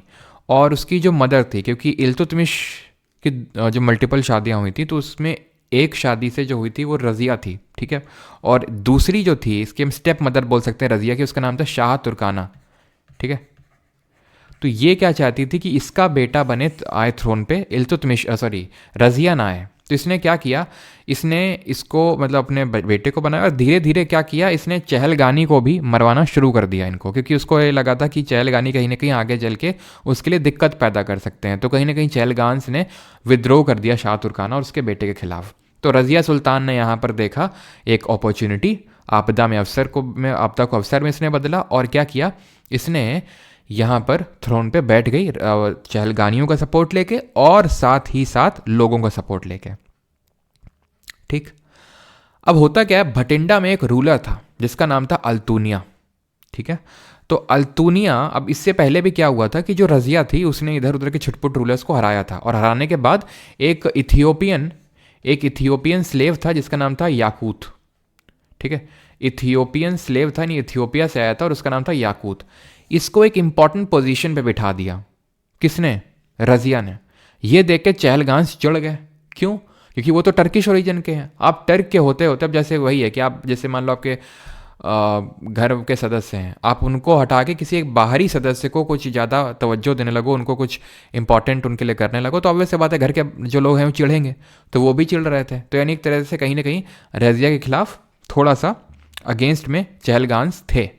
याकूत को क्या किया, अब यहाँ पर रज़िया ने याकूत को भेजा अल्तूनिया पे। अल्तूनिया भटिंडा का रूलर था, इस पर अटैक करने के लिए भेजा अल्तूनिया ने याकूत को मार दिया। अब इसके बाद जाती है रज़िया खुद अल्तूनिया में, लेकिन अब क्या होता है, अब अल्तूनिया से शादी हो जाती है रज़िया की। जी हाँ, वही अल्तूनिया जिसने कि याकूत को मारा, जो एक तरह से रज़िया ने भेजा था। और रज़िया फिर अल्तूनिया को हराने गई भटिंडा में, लेकिन अल्तूनिया ने कैप्चर कर लिया रज़िया को, रज़िया के साथ शादी कर लिया, ठीक है। तो ये माना जाता है कि जब रज़िया और अल्तूनिया जब वापस आ रहे थे, कहाँ पर, दिल्ली में, क्योंकि दोनों ने शादी कर ली थी तो भटिंडा से अब दिल्ली में आएंगे, तो इनको एक कंस्पिरेसी के थ्रू मार दिया गया। कुछ लोगों का मानना है कि खोखार करके एक ट्राइब है, खूंखार ट्राइब, उसने मार दिया। कुछ लोगों का मानना है कि ये कंस्पिरेसी उसके ब्रदर नहीं करी थी, यानी उसके भाई रज़िया सुल्तान के जो भाई है उसी ने करी थी कंस्पिरेसी उसके खिलाफ, और कंस्पिरेसी करके यहाँ पर उसने मरवा दिया अपनी बहन को रज़िया को, सो दैट वो खुद रूलर बन जाए। लेकिन अब हमें कंस्पिरेसी पे नहीं जाना है कि क्या सही क्या नहीं, बस खुखार ट्राइब अब ध्यान रखेंगे, ठीक है। रज़िया के टाइम पे और इल्तुतमिश के टाइम पे मिन्हाजे सिराज, ठीक है, मिन्हाजे सिराज करके एक क्रॉनिकलर था, क्रॉनिकलर, ठीक है, क्रॉनिकलर था यानी कि हिस्टोरियन था। इसने एक बुक लिखी थी जिसको हम, देखो जो उस समय पे हिस्टोरिकल बुक लिखी जाती थी उसको हम तवारीख बोलते थे, तवारीख, ये ध्यान रखेंगे, ठीक है, हिस्टोरिकल बुक्स। और ये जितनी भी बुक्स हैं ध्यान रखना, भले टर्किश ओरिजिन के थे, लेकिन कोर्ट लैंग्वेज, जो कोर्ट लैंग्वेज इनके टाइम पे चलती थी वो पर्शियन लैंग्वेज थी, ठीक है। और यही पर्शियन लैंग्वेज जो हम आगे देखेंगे दिल्ली सल्तनत के बाद जो मुगल्स आते हैं वो भी कंटिन्यू करते हैं। तो इन्होंने एक किताब लिखी थी ताबकत नसीरी, और इस किताब ताबकत नसीरी में मिन्हाज सिराज ने बताया था कि रज़िया की जो बेटी थी रज़िया, और मतलब इल्तुतमिश की जो बेटी थी Razia, she was more able than the sons of Iltutmish, यानी कि जो इल्तुतमिश के बेटे थे उनसे ज़्यादा काबिल थी रज़िया, और Razia was the only Muslim women ruler of medieval history. पहली भी यही थी, आखिरी भी यही थी। इसके बाद हमें कोई फीमेल रूलर देखने को नहीं मिलती, ना तो दिल्ली सल्तनत में और ना ही मुगल सल्तनत में, क्योंकि इस्लामिक इन्वेजन तो अभी शुरू हुआ ना, इस्लाम धर्म तो अभी शुरू हुआ, इससे पहले तो इस्लाम का कोई नामो निशान नहीं था। वो तो ठीक है, सबसे पहले तो उसने मोहम्मद बिन कासिम ने इन्वेजन किया, ऐसा ज़्यादा कोई कन्वर्जन किया नहीं, सिंध वाले प्रांत में थोड़ा बहुत कन्वर्जन हुआ, ठीक है, हिंदूज़ का, लेकिन उसके बाद जो मेन किया वो गजनवी ने, देन गौरी ने किया, एंड देन धीरे धीरे मुगल्स तक ये होता रहेगा कन्वर्जन, ठीक है। तो हम ये बोल सकते हैं कि ना तो पहले था कोई फीमेल मुस्लिम वेमेन रूलर और ना आगे आएगा सच कुछ, तो she was the only one, ठीक ठीक है। तो याकूत बेचारा क्या करें हम, ठीक है, याकूत के साथ चीटिंग हो गई। चलिए अभी आते हैं the last prominent ruler of slave dynasty and that is Ghiyasuddin Balban. इसका रूल 1266 से 1287 तक रहता है, लेकिन आपके दिमाग में आएगा कि सर 1240 से लेकर 1266 के बीच में क्या रहा, क्या रहा। तो एक्चुअल में ये जो बलबन था ये इल्तुतमिश का एक स्लेव था जो चहलगानी का पार्ट था। वही चहलगानी जो हमने देखा था ग्रुप ऑफ 40 स्लेव्स जिसका, ठीक है। तो ये बाद में एक नाइब बन गया था। नाइब, नाई नहीं, नाइब। नाइब कौन होता था? तो नाइब होता था एक important minister who was in charge of all other departments, या फिर ऑल डिपार्टमेंट्स एक्सेप्ट फाइनेंस। क्यों? क्योंकि फाइनेंस को कौन देख रहा है? वजीर, ठीक है, वजीर देख रहा है उसको। तो ये एक नाइब था किसके अंडर? नसीरुद्दीन महमूद के अंदर। नसीरुद्दीन महमूद कौन था? ये यंगर बेटा था इल्तुतमिश का। तो जब रजिया गई तो चहलगानी के सपोर्ट से अब नसीरुद्दीन, चहलगानी ने उठा के नसीरुद्दीन महमूद को बना दिया क्या? रूलर। तो उसके अंडर में ये नाइब था। अगेन चहलगानियों ने विरोध किया और इसको नाइब के पद से हटवा दिया। किसको? बलबन को। बलबन को नाइब के पद से हटवा दिया। उस समय के ऑफिसर्स ध्यान रखेंगे जैसे कि नाइब है ये, हमने इक्ता या इक्तेदार्स के बारे में पढ़ा जिनको मुक्ति अवाली के नाम से जानते हैं, ऐसे उसी टाइम पे ही आमिर, चलो ये तो नहीं होगा तो मैं लास्ट में लिखवा दूंगा। तो नाइब आपको समझ में आया ना कि जो इंपॉर्टेंट एक मिनिस्टर है जो फाइनेंस को छोड़ के बाकी डिपार्टमेंट्स के लिए रिस्पॉन्सिबल है। तो बलबन को हटा दिया गया, रिवोल्ट हुआ, ठीक है, चहलगानियों ने किया, नसीरुद्दीन महमूद ने उसको फिर हटा दिया। तो बाद में फिर से बलबन क्या करता है, क्योंकि वो चहलगानी का पार्ट था, उसके कंट्रोल में भी इक्ता थी, तो अपने जाता है अपने पार्ट ऑफ लैंड में अपनी आर्मी खुद की बनाता है और जो नाइब बन गए थे नसीरुद्दीन महमूद की जगह पे तो उनको हटाता है। पहले तो मारता है, देन नसीरुद्दीन महमूद को पॉइजन कर देता है, इनको भी साइड हटा देता है। देन 1266 पे गद्दे पे बैठता है। यानी कि इस टाइम तक बलबन एक नाइब की तरह था। कब? 1240 में रजिया गई तो 1240 से लेकर 1266 तक, 1266 तक वो एक सिर्फ नाइब था। 1266 में वो बना रूलर नसीरुद्दीन महमूद को मार के। और सबसे पहला जो इसने काम किया, उसने काम किया चालीसा को ब्रोक किया। Broke the power of Chalisa, यानी कि चालीसा को तोड़ना जरूरी था क्योंकि फिर से रिवोल्ट होगा, उसे पता था, और फिर से उसकी जगह किसी और को बिठा देगा ये चालीसा। तो सबसे पहले इस चालीसा पर अटैक किया उसने और उसने प्रेस्टीज ऑफ क्राउन को रिस्टोर किया। याद करो अशोक के टाइम पे देव नामी पियादसी अशोक, यानी कि देवों के प्रिय अशोक। तो वैसे उसने बोला कि भैया हम शैडो ऑफ अल्लाह हैं, अल्लाह से के साथ डायरेक्ट कांटेक्ट है हमारा, रोज का उठना बैठना है, ठीक है। तो उसने जिल्ले अलाही का टाइटल लिया, दैट मीन्स शैडो ऑफ अल्लाह, यानी मैं अल्लाह की शैडो, अल्लाह की छाया हूँ। यानी कि अब क्या होगा, अब जो उसके अंडर में हैं, चाहे वो चहलगानी को तो उसने वही कर दिया, ख़त्म ही कर दिया। बाकी जो उसके कोर्ट में है या फिर बाकी जो जनता है वो यही मानेगी कि हाँ ये अल्लाह है, इसके अगेंस्ट हमें रिवोल्ट नहीं करना है। तो इसने करना ये चाहा कि इसने अपना जो क्राउन है, क्राउन उसकी पावर को रिस्टोर करना चाहा कि भाई क्राउन को एकदम इतना सुप्रीम बना देंगे कि कोई हमारे खिलाफ विद्रोह करे ही ना, ठीक है। और अगर करेगा तो क्या करेंगे, ठीक है, करेगा तो उसके खिलाफ ब्लड एंड आयरन की पॉलिसी चलाएंगे। ब्लड एंड आयरन मतलब एक तो पहली बात तो उसने क्या ये किया कि जिसका खून किसका है, लोअर, जैसे नहीं है ब्राह्मण क्षत्रिय वैश्य शूद्र जैसे वर्ण सिस्टम हिंदुइज्म में, तो वैसे उसने बोला कि जो भी एक स्लेव फैमिली से बिलोंग करता है, वो स्लेव है, उसके मदर फादर स्लेव या फिर उसके ग्रैंड पेरेंट्स स्लेव है, तो उनको पहले कोर्ट की इंपॉर्टेंट पोजीशन से हटा दिया जाएगा। तो सबका ब्लड टेस्ट करो, blood test in the sense मतलब उनके रूट्स चेक करो कि वो कहाँ से आए हैं। तो अगर सुप्रीम ब्लड वाले हो आप तो आप हमारे कोर्ट में इंपॉर्टेंट पोजीशन में रहोगे, नहीं तो नीचे पोजीशन पे जाओ। ये है पॉलिसी ऑफ ब्लड। और आयरन का मतलब ये है कि यहाँ पर बंगाल वाले रीजन में तुगरिल बेग जो कि एक गवर्नर था बलबन के अंडर में ही, इसने रिवोल्ट कर दिया। किसके अगेंस्ट? बलबन के अगेंस्ट। तो उसके खिलाफ क्या किया बलबन ने? क्या किया होगा? कैंची बनवा दी बलबन ने। कैंची बनवा दी मतलब इसी को बोलते हैं, कैंची बनवाने को ही बोलते हैं हम पॉलिसी ऑफ आयरन। ब्लड तो देख लिया हमने, ब्लड वाला क्या कॉन्सेप्ट है, और ये पॉलिसी ऑफ आयरन ऐसा कहीं मेंशन नहीं है, बस हिस्टोरियंस का कहना है कि इसने खून और कि भाई जिसका रॉयल ब्लड है तो वो ऊपर पोजीशन पे रहेगा, नीचे वाले नीचे जाओ और हटाओ मेरे कोर्ट से। और पॉलिसी ऑफ आयरन ये है। तुगरिल बेग ने किया विद्रोह, तो तुगरिल बेग को फांसी में चढ़ाया, और ना सिर्फ तुगरिल बेग को, उसकी पूरी फैमिली को मारा उसने, बलबन ने, ठीक है, पूरी फैमिली की कैंची बनवाई।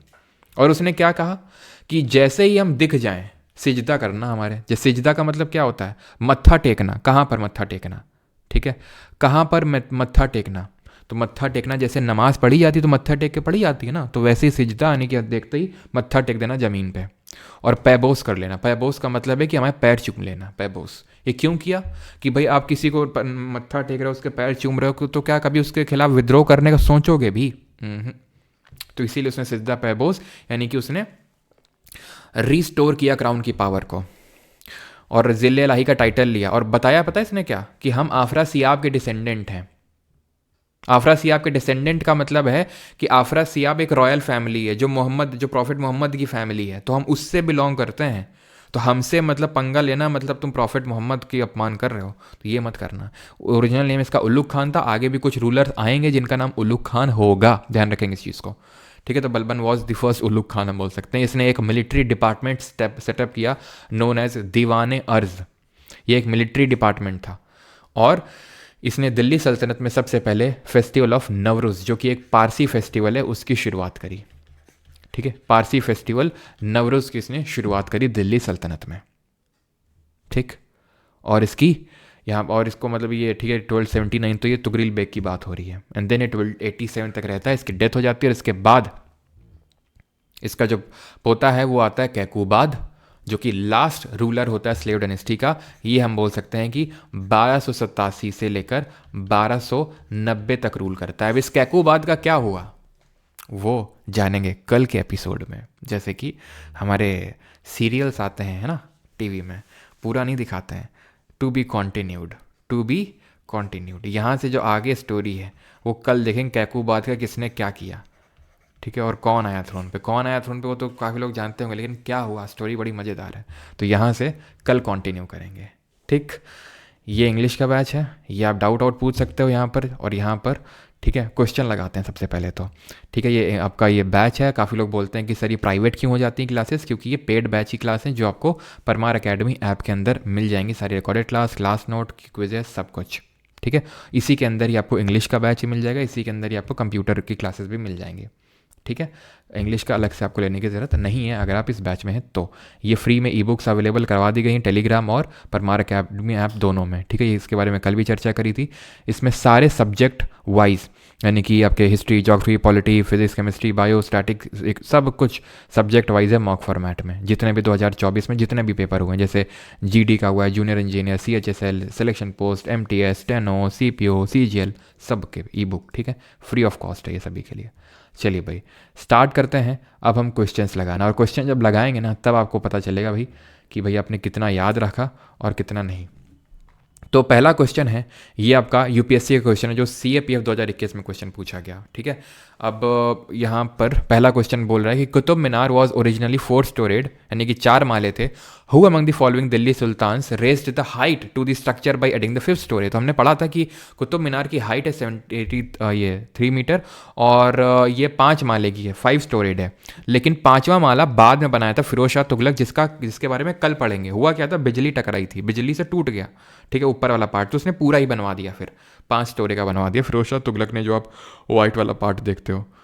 अब आते हैं, तो भाई आज यूपीएससी के उतने क्वेश्चन इंक्लूड नहीं हुए हैं। पहली बात तो मेडिवल हिस्ट्री बहुत ज़्यादा पूछता भी नहीं है, ठीक है, यूपीएससी, और थोड़े से आज क्वेश्चन कम निकल पाए थे, वो हम कल कर लेंगे, क्योंकि कल भी दिल्ली सल्तनत हमने पढ़ना ही है, तो कल कर लेंगे उन क्वेश्चंस को, ठीक है। आज SSC वाले भी करते हैं जल्दी जल्दी, है ना, और क्वेश्चन ज़रूर किया करो। पांडे जी हमने अभी बताया आपको हाइड क्यों हो गई है, क्योंकि वो वहाँ से थी, ठीक है। Minhaj Siraj patronise by Iltutmish, solution में है, गलत है। हमने क्या बोला, मिनहाज सिराज ने क्या बोला, जो मैंने ये बोला, अगर आप बैक करके सुनोगे, रज़िया और इल्तुतमिश के टाइम का क्रॉनिकलर है, हिस्टोरियन है। उसने ये बताया था कि Razia was more able than the her brothers. तो अगर इल्तुतमिश के टाइम पे था तो रज़िया के टाइम पे भी तो होगा, क्यों?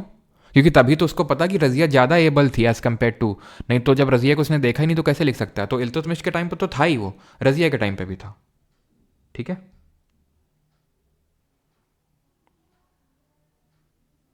चलो, तो who was the first, which was the first dynasty to rule in the Delhi Sultanate. और सभी लोगों से मेरा वो आग्रह है कि सभी लोग यहाँ पर क्वेश्चंस अटेम्प्ट ज़रूर किया करो, ठीक है। ये सब वही एग्ज़ाम के क्वेश्चन है जो आप देने वाले हो, ठीक है। तो जब तक आप ये नहीं ट्रैक करोगे कि भाई आपको आपने कितना सही किया कितना गलत किया, तो आपको कहाँ से पता चलेगा कि भाई आपको कितना अभी याद हुआ कितना नहीं। तो पहली डायनेस्टी जिसका दिल्ली सल्तनत पर रूल था वो कौन सी थी? तो ये थी आपकी। और एक चीज़ ध्यान रखेंगे, एक चीज़ यहाँ पर ध्यान रखेंगे कि दैट इज़ कहाँ गया वो हमारा ये है कि इसके पीछे का भी कभी कभी पूछ लेता है आपसे, ये जो अल्तुनिया नहीं है, अल्तुनिया, तो अल्तुनिया ने रज़िया को, अभी मैंने बताया था रज़िया को बंद करवा दिया था जेल ने, तो अल्तुनिया कैप्चर्ड रज़िया इन किला मुबारक। भटिंडा का रूलर था ना, तो किला मुबारक आपका भटिंडा में होगा, तो किला मुबारक ऑफ भटिंडा। ठीक है, ये चीज़ आप ध्यान रखेंगे। बाकी बलबन के बारे में देख ही लिया। और बलबन के रिगार्डिंग एक चीज़ ये भी ध्यान रखेंगे कि he adopted the policy of consolidation rather than expansion. यानी इसने एक्सपैंड करने का नहीं सोचा कि हम ये भी, तो इसने कोई जंग वंग नहीं लड़ी। इसका मेन था कि भाई जितना है उसी को पहले संभाल लें हम। ठीक है, ये चहलगानी अगर हम लड़ने जाएंगे तो चहलगानी वहलगानी यहाँ सब खराब कर देंगे मामला। तो he adopted the policy of what? Consolidation rather than expansion. ठीक। और एक चीज़ ये ध्यान रखेंगे कि जो हमारे ये चौहान डायनेस्टी के रूलर्स हैं, इनके बारे में कहाँ से पता चलता है। ठीक है, तो इनके बारे में ये चीज़ ध्यान रखेंगे कि इनके बारे में हमें पता चलता है एक बिजौलिया इंस्क्रिप्शन है। बिजौलिया प्रेजेंट डे राजस्थान में पड़ता है, वहाँ पर इंस्क्रिप्शन, क्योंकि पहले ये वहीं पे रूल कर रहे थे, बाद में दिल्ली में आए थे जब तोमर डायनेस्टी के बाद। ठीक है, तो बिजौलिया इंस्क्रिप्शन चौहान डायनेस्टी से एसोसिएटेड है, बस इतना ध्यान रखेंगे। अब क्वेश्चंस करेंगे तो इसका आंसर क्या हो जाएगा? दिल्ली सल्तनत में सबसे पहले रूल मामलुक का था, जिनको कि हम स्लेव डायनेस्टी के नाम से भी जानते हैं। अगर आपको याद हो, सख्त सा लौंडा, इस तरह से हमने पढ़ा था, जिसमें स्लेव डायनेस्टी थी जिसको मामलुक डायनेस्टी बोलते हैं। ठीक है, क्यों स्लेव डायनेस्टी बोलते हैं इसको? क्योंकि जो प्रोमिनेंट 3 रूलर्स थे, कुतुबुद्दीन ऐबक, इल्तुतमिश और बलबन, तीनों ही स्लेव्स थे। कुतुबुद्दीन ऐबक मोहम्मद गौरी का स्लेव था, इल्तुतमिश कुतुबुद्दीन ऐबक का स्लेव था और बलबन इल्तुतमिश का स्लेव था। तो तीनों ही एक दूसरे के स्लेव थे। सारे स्लेव नहीं थे डायनेस्टी के रूलर, लेकिन ये 3 इंपॉर्टेंट जो बड़े रूलर्स थे वो थे, खिलजी, तुगलक, सैयद और लोदी। ठीक।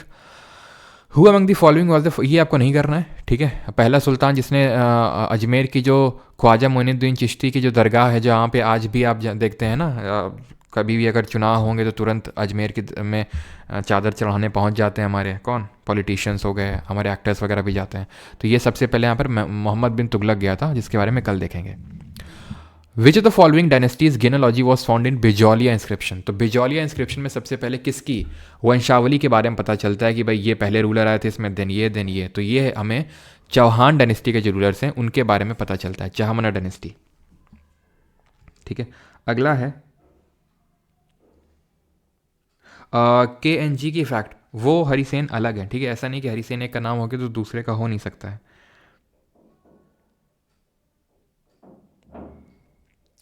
सर वो कोट जैकेट क्या था रज़िया से, मतलब समझा नहीं मैं।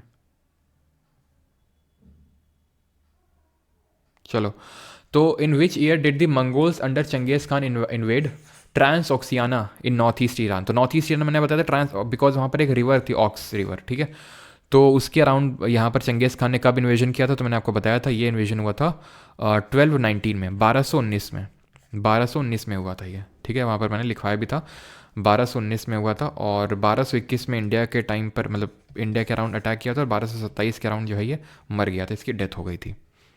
विच of the following is did Alexander invade Punjab. तो पंजाब वाले जगह पे अलेक्जेंडर ने कब इन्वेजन किया था? तो हमने देखा था, और ये कब मरा था? तो 326 BC में इसने इन्वेजन किया था, 323 BC में इसकी डेथ हो गई थी। ठीक है, अब ये मत पूछना कि सर 326 BC में इन्वेजन किया, 323 BC में मर कैसे सकता है, बिकॉज 323 पहले बाद में आएगा, 326 पहले आएगा। Who among the following was the daughter of Iltutmish. ठीक है, और ruler of slave Mamluk dynasty. Iltutmish की डॉटर कौन थी? तो इल्तुतमिश की डॉटर थी रज़िया सुल्तान। ऑप्शन नंबर सी यहाँ पर सही आंसर होगा। Who among the following was the first Sultan of Delhi to style himself as जिले इलाही? जिले इलाही का टाइटल किसने लिया? CHSL 2024। ये क्वेश्चन था आपका MTS 2023। तो ज़िले इलाही का टाइटल बलबन ने लिया, जिसने बोला हम आफरा सियाब के डिसेंडेंट हैं। नवरोज़ फेस्टिवल शुरू किया। दीवाने अर्ज डिपार्टमेंट मिलिट्री का शुरू किया इसने। अच्छा हाँ, मुझे आपको इंपॉर्टेंट ऑफिसर्स लिखवाने थे ना, तो एक सेकंड मैं इंपॉर्टेंट ऑफिसर्स यहाँ पर लिखवा देता हूँ एक बारी, क्योंकि काफ़ी लोगों को पता नहीं क्या आदत होती है भागने की, क्विज़ करना ही नहीं है। ठीक है, यहाँ पर अब उनका छूट जाएगा, यहाँ पर मिस होने वाला है उनका जो यहाँ पर भागे हैं। ठीक है, तो वज़ीर के बारे में तो मैंने आपको बता दिया था कि ये काइंड ऑफ प्राइम मिनिस्टर है। ठीक है, क्वेश्चन बाद में करेंगे, पहले प्रीति वर्मा बिल्कुल वही बताने जा रहे हैं ऑफिसर्स की पोजीशन। तो ये प्राइम मिनिस्टर था जो कि क्या संभाल रहा था, जो फाइनेंस डिपार्टमेंट संभाल रहा था। फाइनेंस डिपार्टमेंट तो संभाल रहा था ये, लेकिन रेवेन्यू कलेक्ट करने का काम किसका था, वो आमिल का काम था। आमिल use to collect the revenue, collect revenue, revenue को कलेक्ट करने का टाइम था। इसको हम समहारता से रिलेट कर सकते हैं, जो हमने मगध के टाइम पे पढ़ा था। याद आ रहा है आपको, समहारता रेवेन्यू को कलेक्ट कर रहा है और सानी दाता क्या कर रहा है, सानी दाता चीफ ट्रेजरी ऑफिसर है ना, चीफ ट्रेजरी ऑफिसर है। आमिल को आमिर से कंफ्यूज मत करिएगा। आमिल रेवेन्यू कलेक्ट कर रहा है, जो आमिर है वो एक तरह से गवर्नर है परगना का, गवर्नर ऑफ परगना। अब परगना क्या है, तो प्रोविंस के अंडर में परगना आ रहा है। जैसे ये पूरा इल्तुतमिश का एम्पायर, ये सेंटर को कंपेयर, सेंटर से कंपेयर कर सकते हो। देन प्रोविंस होंगी, जैसे यूपी एमपी आज हमारा, तो उसको प्रोविंस है। देन उसके अंदर जो डिस्ट्रिक्ट है उसको परगना से कंपेयर कर सकते हो। तो ये गवर्नर था परगना का, आमिर। ठीक है, वजीर देख लिया, आमिल देख लिया और आमिर देख लिया। ठीक है, वजीर, ठीक है। और वो तो मैंने आपको बता ही दिया था, नाइब। नाइब कौन था, नाइब था incharge of all the other department. ठीक है, इंचार्ज ऑफ ऑल डिपार्टमेंट से मैंने लिखवा दिया था एक्सेप्ट फाइनेंस। ठीक है, और मुक्ति वाली तो ये हम पहले ही देख चुके हैं। मुक्ति वाली जिनको इक्तेदार बोलते हैं, ये क्या थे, दे होल्ड इक्ता, इक्ता होल्ड करते हैं, उसका एडमिनिस्ट्रेशन चलाते हैं, टैक्स कलेक्ट करते हैं, कुछ अपना रखते हैं, बाकी रूलर को देते हैं। ठीक है, तो ये इक्ता और मुक्ति, ये ध्यान रखना। तो आमिल, आमिर, नाइब, वजीर, मुक्ति वाली। बाकी जैसे आज हमने एक डिपार्टमेंट पढ़ा, दीवाने अर्ज मिलिट्री डिपार्टमेंट, जो बलबन लाया था, ऐसे ही और भी डिपार्टमेंट आएंगे खिलजी और बाकियों के टाइम पे। तो वो जब खत्म हो जाएगा दिल्ली सल्तनत कल आखिर में, तो वहाँ पर मैं एक साथ लिखवाऊंगा उसको। ठीक है, which of the following was the last invasion by Mahmud Ghazni outside Punjab. तो लास्ट इन्वेजन कौन था महमूद गजनी का, पंजाब के बाहर। तो पहले तो वो उसने बैटल ऑफ पेशावर लड़ा था, याद आ रहा आपको, बैटल ऑफ पेशावर, जहाँ पर उसने किंग जयपाल की हत्या करी थी। देन उसके बाद उसने बैटल ऑफ वाहिंद लड़े थे। देन वो आया था सोमनाथ पे, तो यहाँ पर देखिए आप। ठीक है, तो पहला तो था बैटल ऑफ पेशावर, ये बैटल ऑफ पेशावर। देन उसने, मैंने आपको बताया था, बैटल ऑफ वाहिंद लड़े थे। देन उसके बाद जो है उसने सोमनाथ पर अटैक किया था। ठीक है, तो ऑप्शन नंबर ए सही आंसर होगा, सोमनाथ। अगला है, between who among the following did the battle of Chandawar take place, CHSL 2023 और JEE 2024। तो बैटल ऑफ चंदावर किसके बीच में हुआ था, तो ध्यान रखना, जो चंदावर का युद्ध हुआ था वो राजा जयचंद और मोहम्मद गजनवी के बीच में नहीं, मोहम्मद गौरी के बीच में हुआ था। कब हुआ था ये, जल्दी से कमेंट करके बताएंगे। और राजा जयचंद कहाँ के रूलर थे, कैपिटल क्या थी। अगला question, in which of the following battles did Mohammad of Ghor defeated Jaichand of Garhwal dynasty in 1194। तो आंसर मिल गया आपको, 1194 में ही लड़ा गया था और इनकी कैपिटल क्या थी, कन्नौज थी। और बैटल ऑफ चंदावर हुआ था। सेकंड बैटल ऑफ तराइन 1192 में पृथ्वीराज चौहान की हार होती है और गौरी की जीत होती है, और पहले वाले में उल्टा होता है। अगला देखिए, फेमस अरबी scholar Al Biruni came into contact with India through dash in the 11th century AD. तो 11th सेंचुरी एडी में किसके साथ आया था भारत अल बरूनी, तो ये आया था महमूद गजनवी के साथ, जिसने 17 बार भारत पर अटैक किया। मोहम्मद बिन कासिम तो कब आया था, सबसे पहला अटैक हुआ था 726 AD के टाइम पे, 13th। Who among the following was the best known Chahamana ruler. तो सबसे बेस्ट नोन चाहमना, यानी कि जो सबसे कुख्यात, मतलब कुख्यात नहीं, प्रख्यात चौहान रूलर हैं, वो कौन थे, तो वो पृथ्वीराज दी थर्ड थे, जिनको हम पृथ्वीराज चौहान के नाम से भी जानते हैं। Mamluk style of architecture belongs to which dynasty, steno 2023। तो मामलुक स्टाइल ऑफ आर्किटेक्चर किससे बिलोंग करेगा, बड़ा कॉमन सेंस का क्वेश्चन है। स्लेव डायनेस्टी, जो पहली डायनेस्टी आई थी दिल्ली में, उसको मामलुक डायनेस्टी के नाम से भी जानते हैं। तो ऑब्वियस ये बात है, जो वो आर्किटेक्चर लाएगा उसको मामलुक स्टाइल ऑफ आर्किटेक्चर बोलेंगे। तो आंसर क्या होगा, आंसर होगा आपका स्लेव डायनेस्टी। अगला है, Delhi sultan who succumbed to injuries as a result of his fall from horseback. तो कौन था जो गिर के जिसकी मृत्यु हो गई थी, ही वॉज कुतुबुद्दीन ऐबक। और इसका टाइटल बताइए, इसको क्या टाइटल दिया गया था। ठीक है, और आगे बढ़ते हैं। आराम शाह बेटा था किसका? कुतुबुद्दीन ऐबक का। बहराम शाह बेटा था किसका? ये बेटा था इल्तुतमिश का। ठीक है, ध्यान रखना है, जो बाद में रूलर बनता ही है। ठीक है, बाद में फिर रजिया बन जाती है। The tomb of Iltutmish was built in which year? तो टाइटल क्या था? टाइटल था इसका लाख बख्श, जिसका नाम था गिवर ऑफ लैक्स। ठीक है, एक सेकेंड। लाख बख्श, लाख बख्श। ठीक,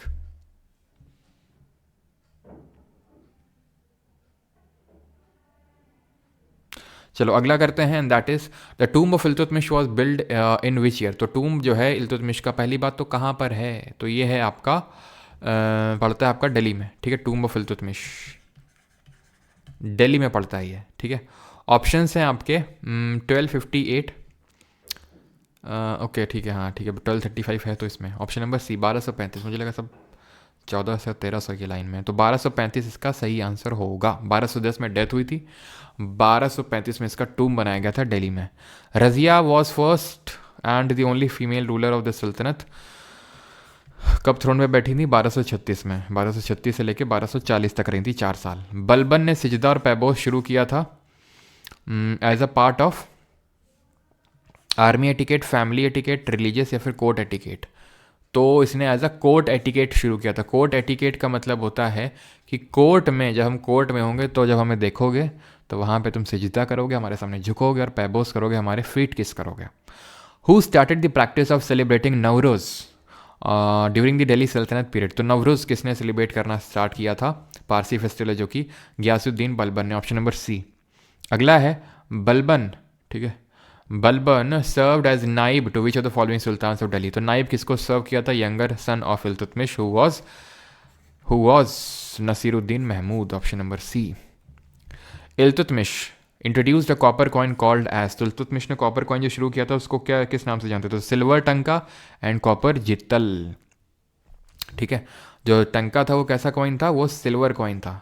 ठीक है, वो आपका सिल्वर कॉइन था। Who among the following revolted against Balban, Sultan of Delhi, and declared himself as an independent ruler of Bengal in 1279? Revolted against Balban और इंडिपेंडेंट घोषित कर दिया था, और देन बलबन ने कैंची बनाई थी इनकी और इनके पूरे फैमिली की। कौन थे ये? तो ये थे तुगरिल बेग जी। ठीक है, ऑप्शन नंबर बी। ठीक है, और तो कुछ नहीं यहाँ पे। चलो, who occupied Badaun and appointed Iltutmish as its first Muslim governor? Qutbuddin Aibak, Bahram Shah, Balban या फिर इल्तुतमिश? ठीक है, इल्तुतमिश के अपॉइंटमेंट इल्तुतमिश थोड़ी ना खुद करेगा, और बलबन तो बाद में आया था। बलबन तो खुद उसका इल्तुतमिश का स्लेव था। बहराम शाह तो बेटा था इल्तुतमिश का। तो कुतुबुद्दीन ऐबक करेगा, बदाऊं का वो ऑक्यूपाई करके और इल्तुतमिश को गवर्न करने के लिए दे दिया था। Qutub Minar is an example of Indo Islamic architecture, Dravidian, Sufi या फिर मॉडर्न?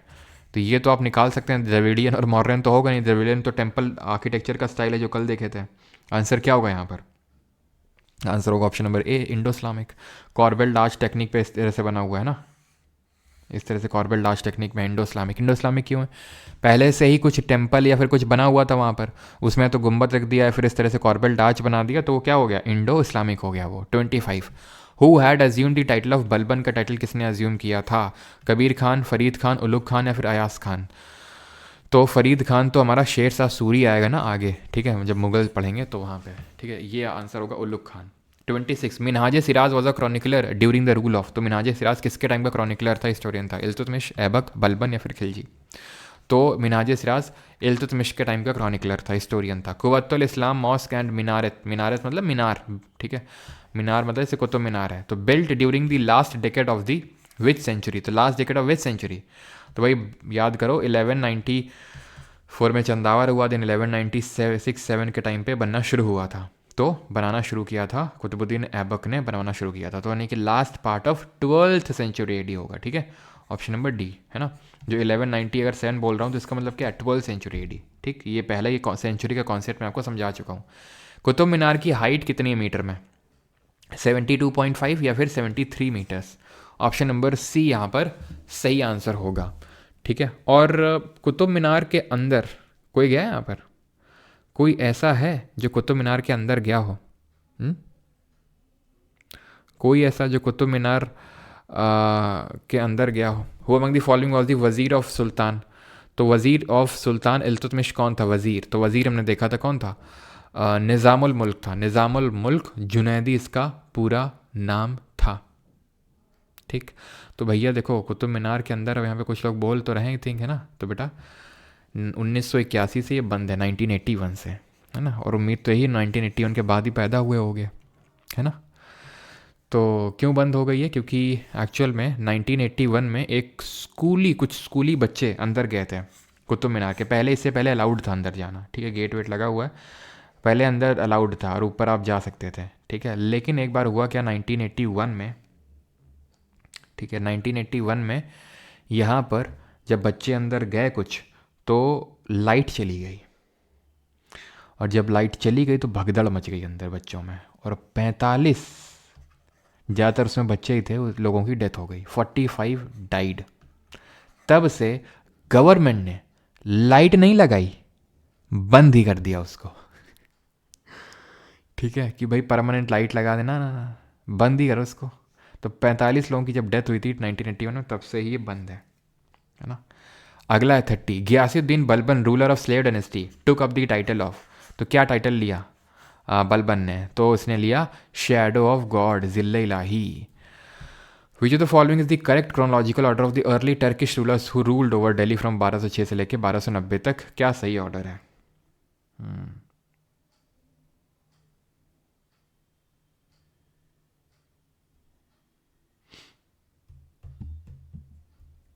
चलो, तुम ये हर बात में क्यों नहीं है, हर बात में एक्स एक्स की क्यों करते रहते हो भाई? चल बेटा जय पढ़ाई कर, क्यों।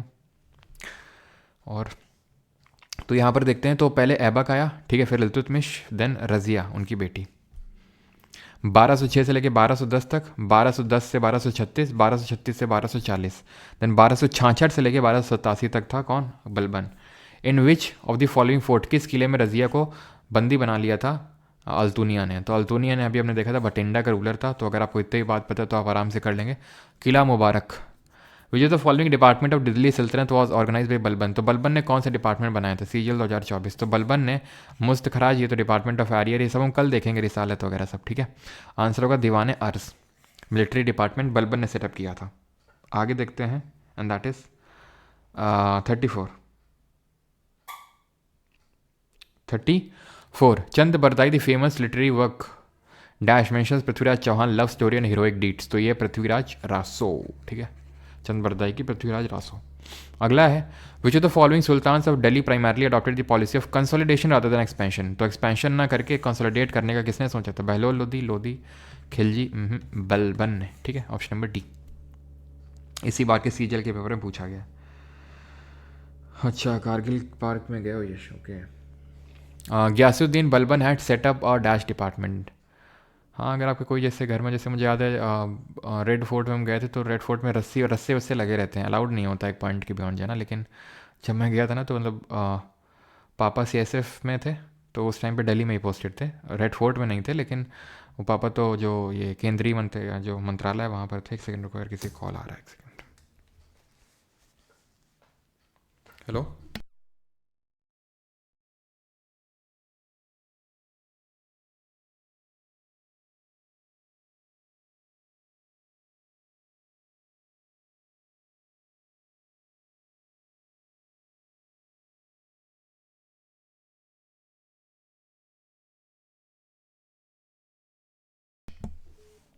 चलो भाई, तो करते हैं क्वेश्चन। दीवाने अर्ज, ठीक है, किसने? ये मिलिट्री डिपार्टमेंट था। आपका ऑप्शन नंबर बी सही आंसर होगा।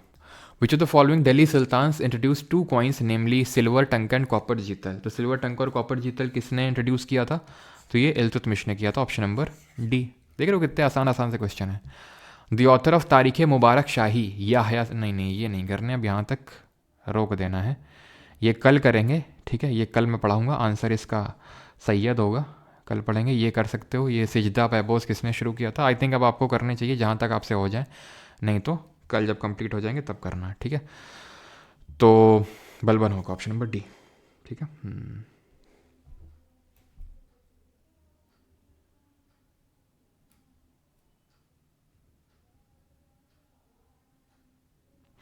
बलबन्स rule was an absolute despot led to which of the following event. तो बलबन के टाइम पे क्या हुआ था MTS 2024?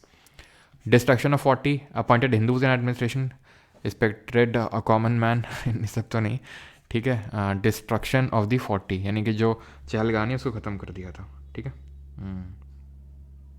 चलो भाई, बस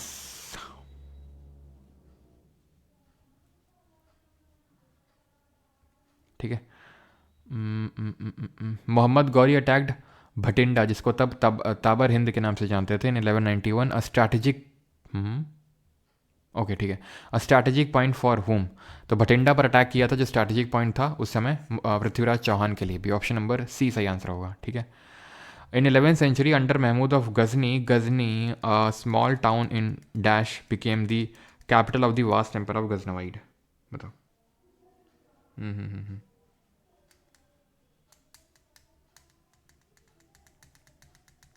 यस प्रीता पाल जी, यस वही नैकी देवी हैं ये, ठीक है, क्वीन नैकी देवी जिन्होंने मोहम्मद गौरी को हराया था, ठीक है। तो कहाँ पर है ये अभी? गजनवाइड एम्पायर जो प्रेजेंट है अफगानिस्तान है, वहाँ पर ऑप्शन, भले टर्क थे लेकिन अफगानिस्तान वाला एरिया है, ठीक है। ब्लड एंड आयरन की policy, among the following Delhi Sultanate rulers took the policy of blood and iron. तो ब्लड एंड आयरन किसने लीड किया था? बलबन ने। सारे क्वेश्चन CHSL 2024 में, ठीक है, सब कर लेंगे आप। ये देख लो, queen Naiki Devi is remembered as the women who defeated whom in 1178 AD, जब गुजरात पर अटैक किया था इसने, गौरी ने। तो मोहम्मद गौरी को हराया था queen Naiki Devi of Solanki dynasty, ठीक है। मुक्ति कौन होते थे बताओ? सर आपकी एज कितनी है? एज से क्या करोगे भाई तुम जान के? In the context of state and administration in the Delhi सल्तनत द टर्म मुक्ति मीन्स। तो मुक्ति का मतलब क्या होता है? तो मुक्ति वाली इख्तेदार होते हैं ये, जो इक्ता जो लैंड असाइनमेंट उसको होल्ड करके रखते हैं, है ना। Among the following sultan of Delhi Sultanate appointed Ghiyasuddin Balban as his prime minister. तो बलबन को किसने प्राइम मिनिस्टर बनाया था? प्राइम मिनिस्टर मतलब एक तरह से वजीर होता है हमारे, ठीक है। तो ये थे प्राइम मिनिस्टर के तहत आपके थे, ओके, इल्तुतमिश के अंडर में, ठीक है। एक सेकेंड। वो among the following sultan of the Delhi Sultanate appointed as his और हर प्राइम मिनिस्टर। तो ये नसीरुद्दीन महमूद ने किया था, ठीक है, जो इनका बेटा था। ख़त्म हो गया हमारे क्वेश्चन आज के, ठीक है। बाकी आई थिंक मैंने वो क्वेश्चन यहाँ पर रखे ही नहीं आज, जो कि आपके खिलजी, तुगलक, सैयद, लोधी हैं। बस इक्का एक क्वेश्चन था सैयद वाला, बाकी तो और कोई नहीं है, ठीक है। बाकी तो आप कर ही लेंगे। बाकी रेड और बफ सैंड स्टोन से is the tallest tower in India, built in the 13th century. अब भाई 12th सेंचुरी में स्टार्ट हुआ था बनना, बट 13th सेंचुरी में, 13th सेंचुरी में बना था रेड और बफ सैंड स्टोन से। इट इज़ कुतुब मीनार, ठीक है।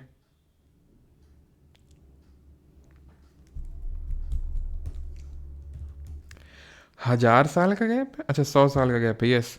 तो 100 साल में कहाँ, जैसे कि हाँ बिल्कुल, यहाँ पर अगर हम देखें तो जो इसकी डेथ है 1030 में हो जाती है, और 1190 के टाइम पे हम बोल सकते हैं 1178 के टाइम पे पहला अटैक करता है गौरी। तो उस टाइम पे यहाँ पर जो घुरिड एम्पायर है, जो घुरिड डायनेस्टी है, मोहम्मद गौरी है, वो यहाँ पर अपना कंसल्टेशन कर रहे थे। और यहाँ पर अपने जो, यहाँ पर उस समय कोई ऐसा इस्लामिक इन्वेजन नहीं हुआ था इस बीच में 100 साल में। यहाँ पर सब अपना पावर कंसोलिडेट कर रहे थे, कौन? राजपूत जो डायनेस्टीज थी। उसके बाद इस्लामिक इन्वेजन हुआ, ठीक है। Sir we are Parmar army, अच्छा।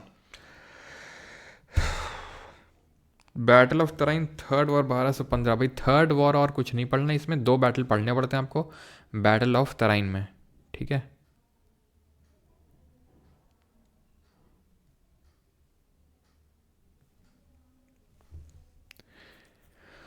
सिर्फ आपको 2 पढ़ने हैं, तीसरा वाला नहीं पढ़ना है, ठीक है। वो तो एक्चुअल में बाद में होता है इल्तुतमिश के टाइम पे जाके।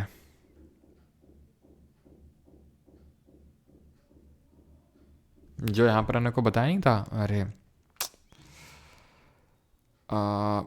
यहाँ पे चलो मैं दिखाता हूँ आपको कुबाचा याल्दूस के बारे में।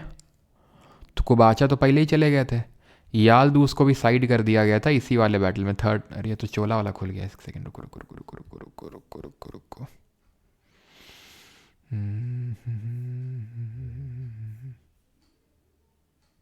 कहाँ गया यार वो? ठीक है। तो ये जो याल्दूस है ना, याल्दूस को इल्तुतमिश ने हराया था। मैंने आपको बताया था कि कुबाचा को तो पहले कुतुबुद्दीन ने साइड कर दिया था, याल्दूस को हराया था इल्तुतमिश ने, ठीक है। Defeated by Iltutmish. इल्तुतमिश, ठीक है। कब हराया था? 1216 में। इसी को बोलते हैं थर्ड बैटल ऑफ तराइन बोल देते हैं इसको, लेकिन ये पूछेगा नहीं आपसे, ठीक है।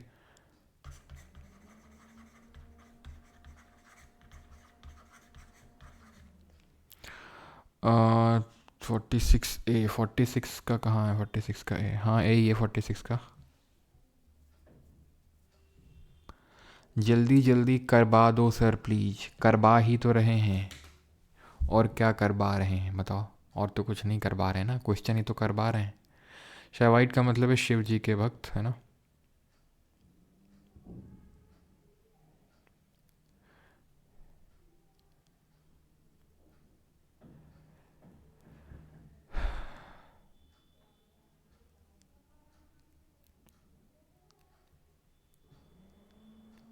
भाई छाछठ तुम्हारे बोलते हैं, हमारे छाछठ बोलते हैं उसको, छाछठ। मिक्सर चल रहा, सब आवाज़ आती है तुम लोग क्यों? और अभी हमारी आवाज़ नहीं आती है, हमारी आवाज़ को सर वॉइस लो है, और मिक्सर की आवाज़ पूरी आ रही है जो जाने कहाँ चल रहा है नीचे। परमार डेनिस्ट्री नहीं पढ़ाई सर आपने? बेटा परमार डेनिस्ट्री पढ़ाना नहीं है, इसलिए नहीं पढ़ा, एग्ज़ाम के लिए इंपॉर्टेंट नहीं है इसलिए। Sir is it your birthday? सारे लोग विश कर रहे थे अपरिचिता।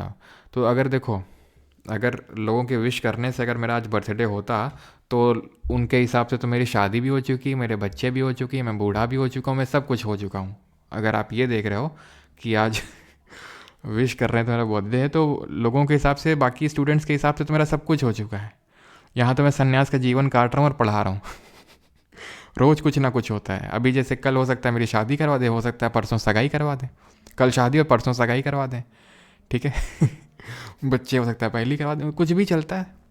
और पता नहीं ये इतने तुम लोग वो हो ना, तुम लोगों की वजह से ना जाने कितने मेरे पास डेली मैसेजेस आते हैं कि सर क्या आपकी शादी हो गई है, सर क्या आज आपका बर्थडे है। तो मैं बोलता हूँ नहीं, किसने बोला भाई? तो बोलते नहीं वो सर स्टूडेंट्स बात कर रहे थे। ये सब हरकतें रोक दो भाई, तुम्हारी वजह से दिक्कत मुझे होती है कि आज सर की सगाई, आज सर लेट आएंगे, सर अपने बच्चों को आज पार्क में घुमाने गए हैं, पता नहीं क्या चलता रहता है। क्यों? विजयनगर कब आएगा? जल्दी आएगा विजयनगर भी। चलिए भाई, थैंक यू सभी को। बाकी बैच वैच जिसको लेना ले सकता है परमार अकेडमी ऐप से, है ना। एंड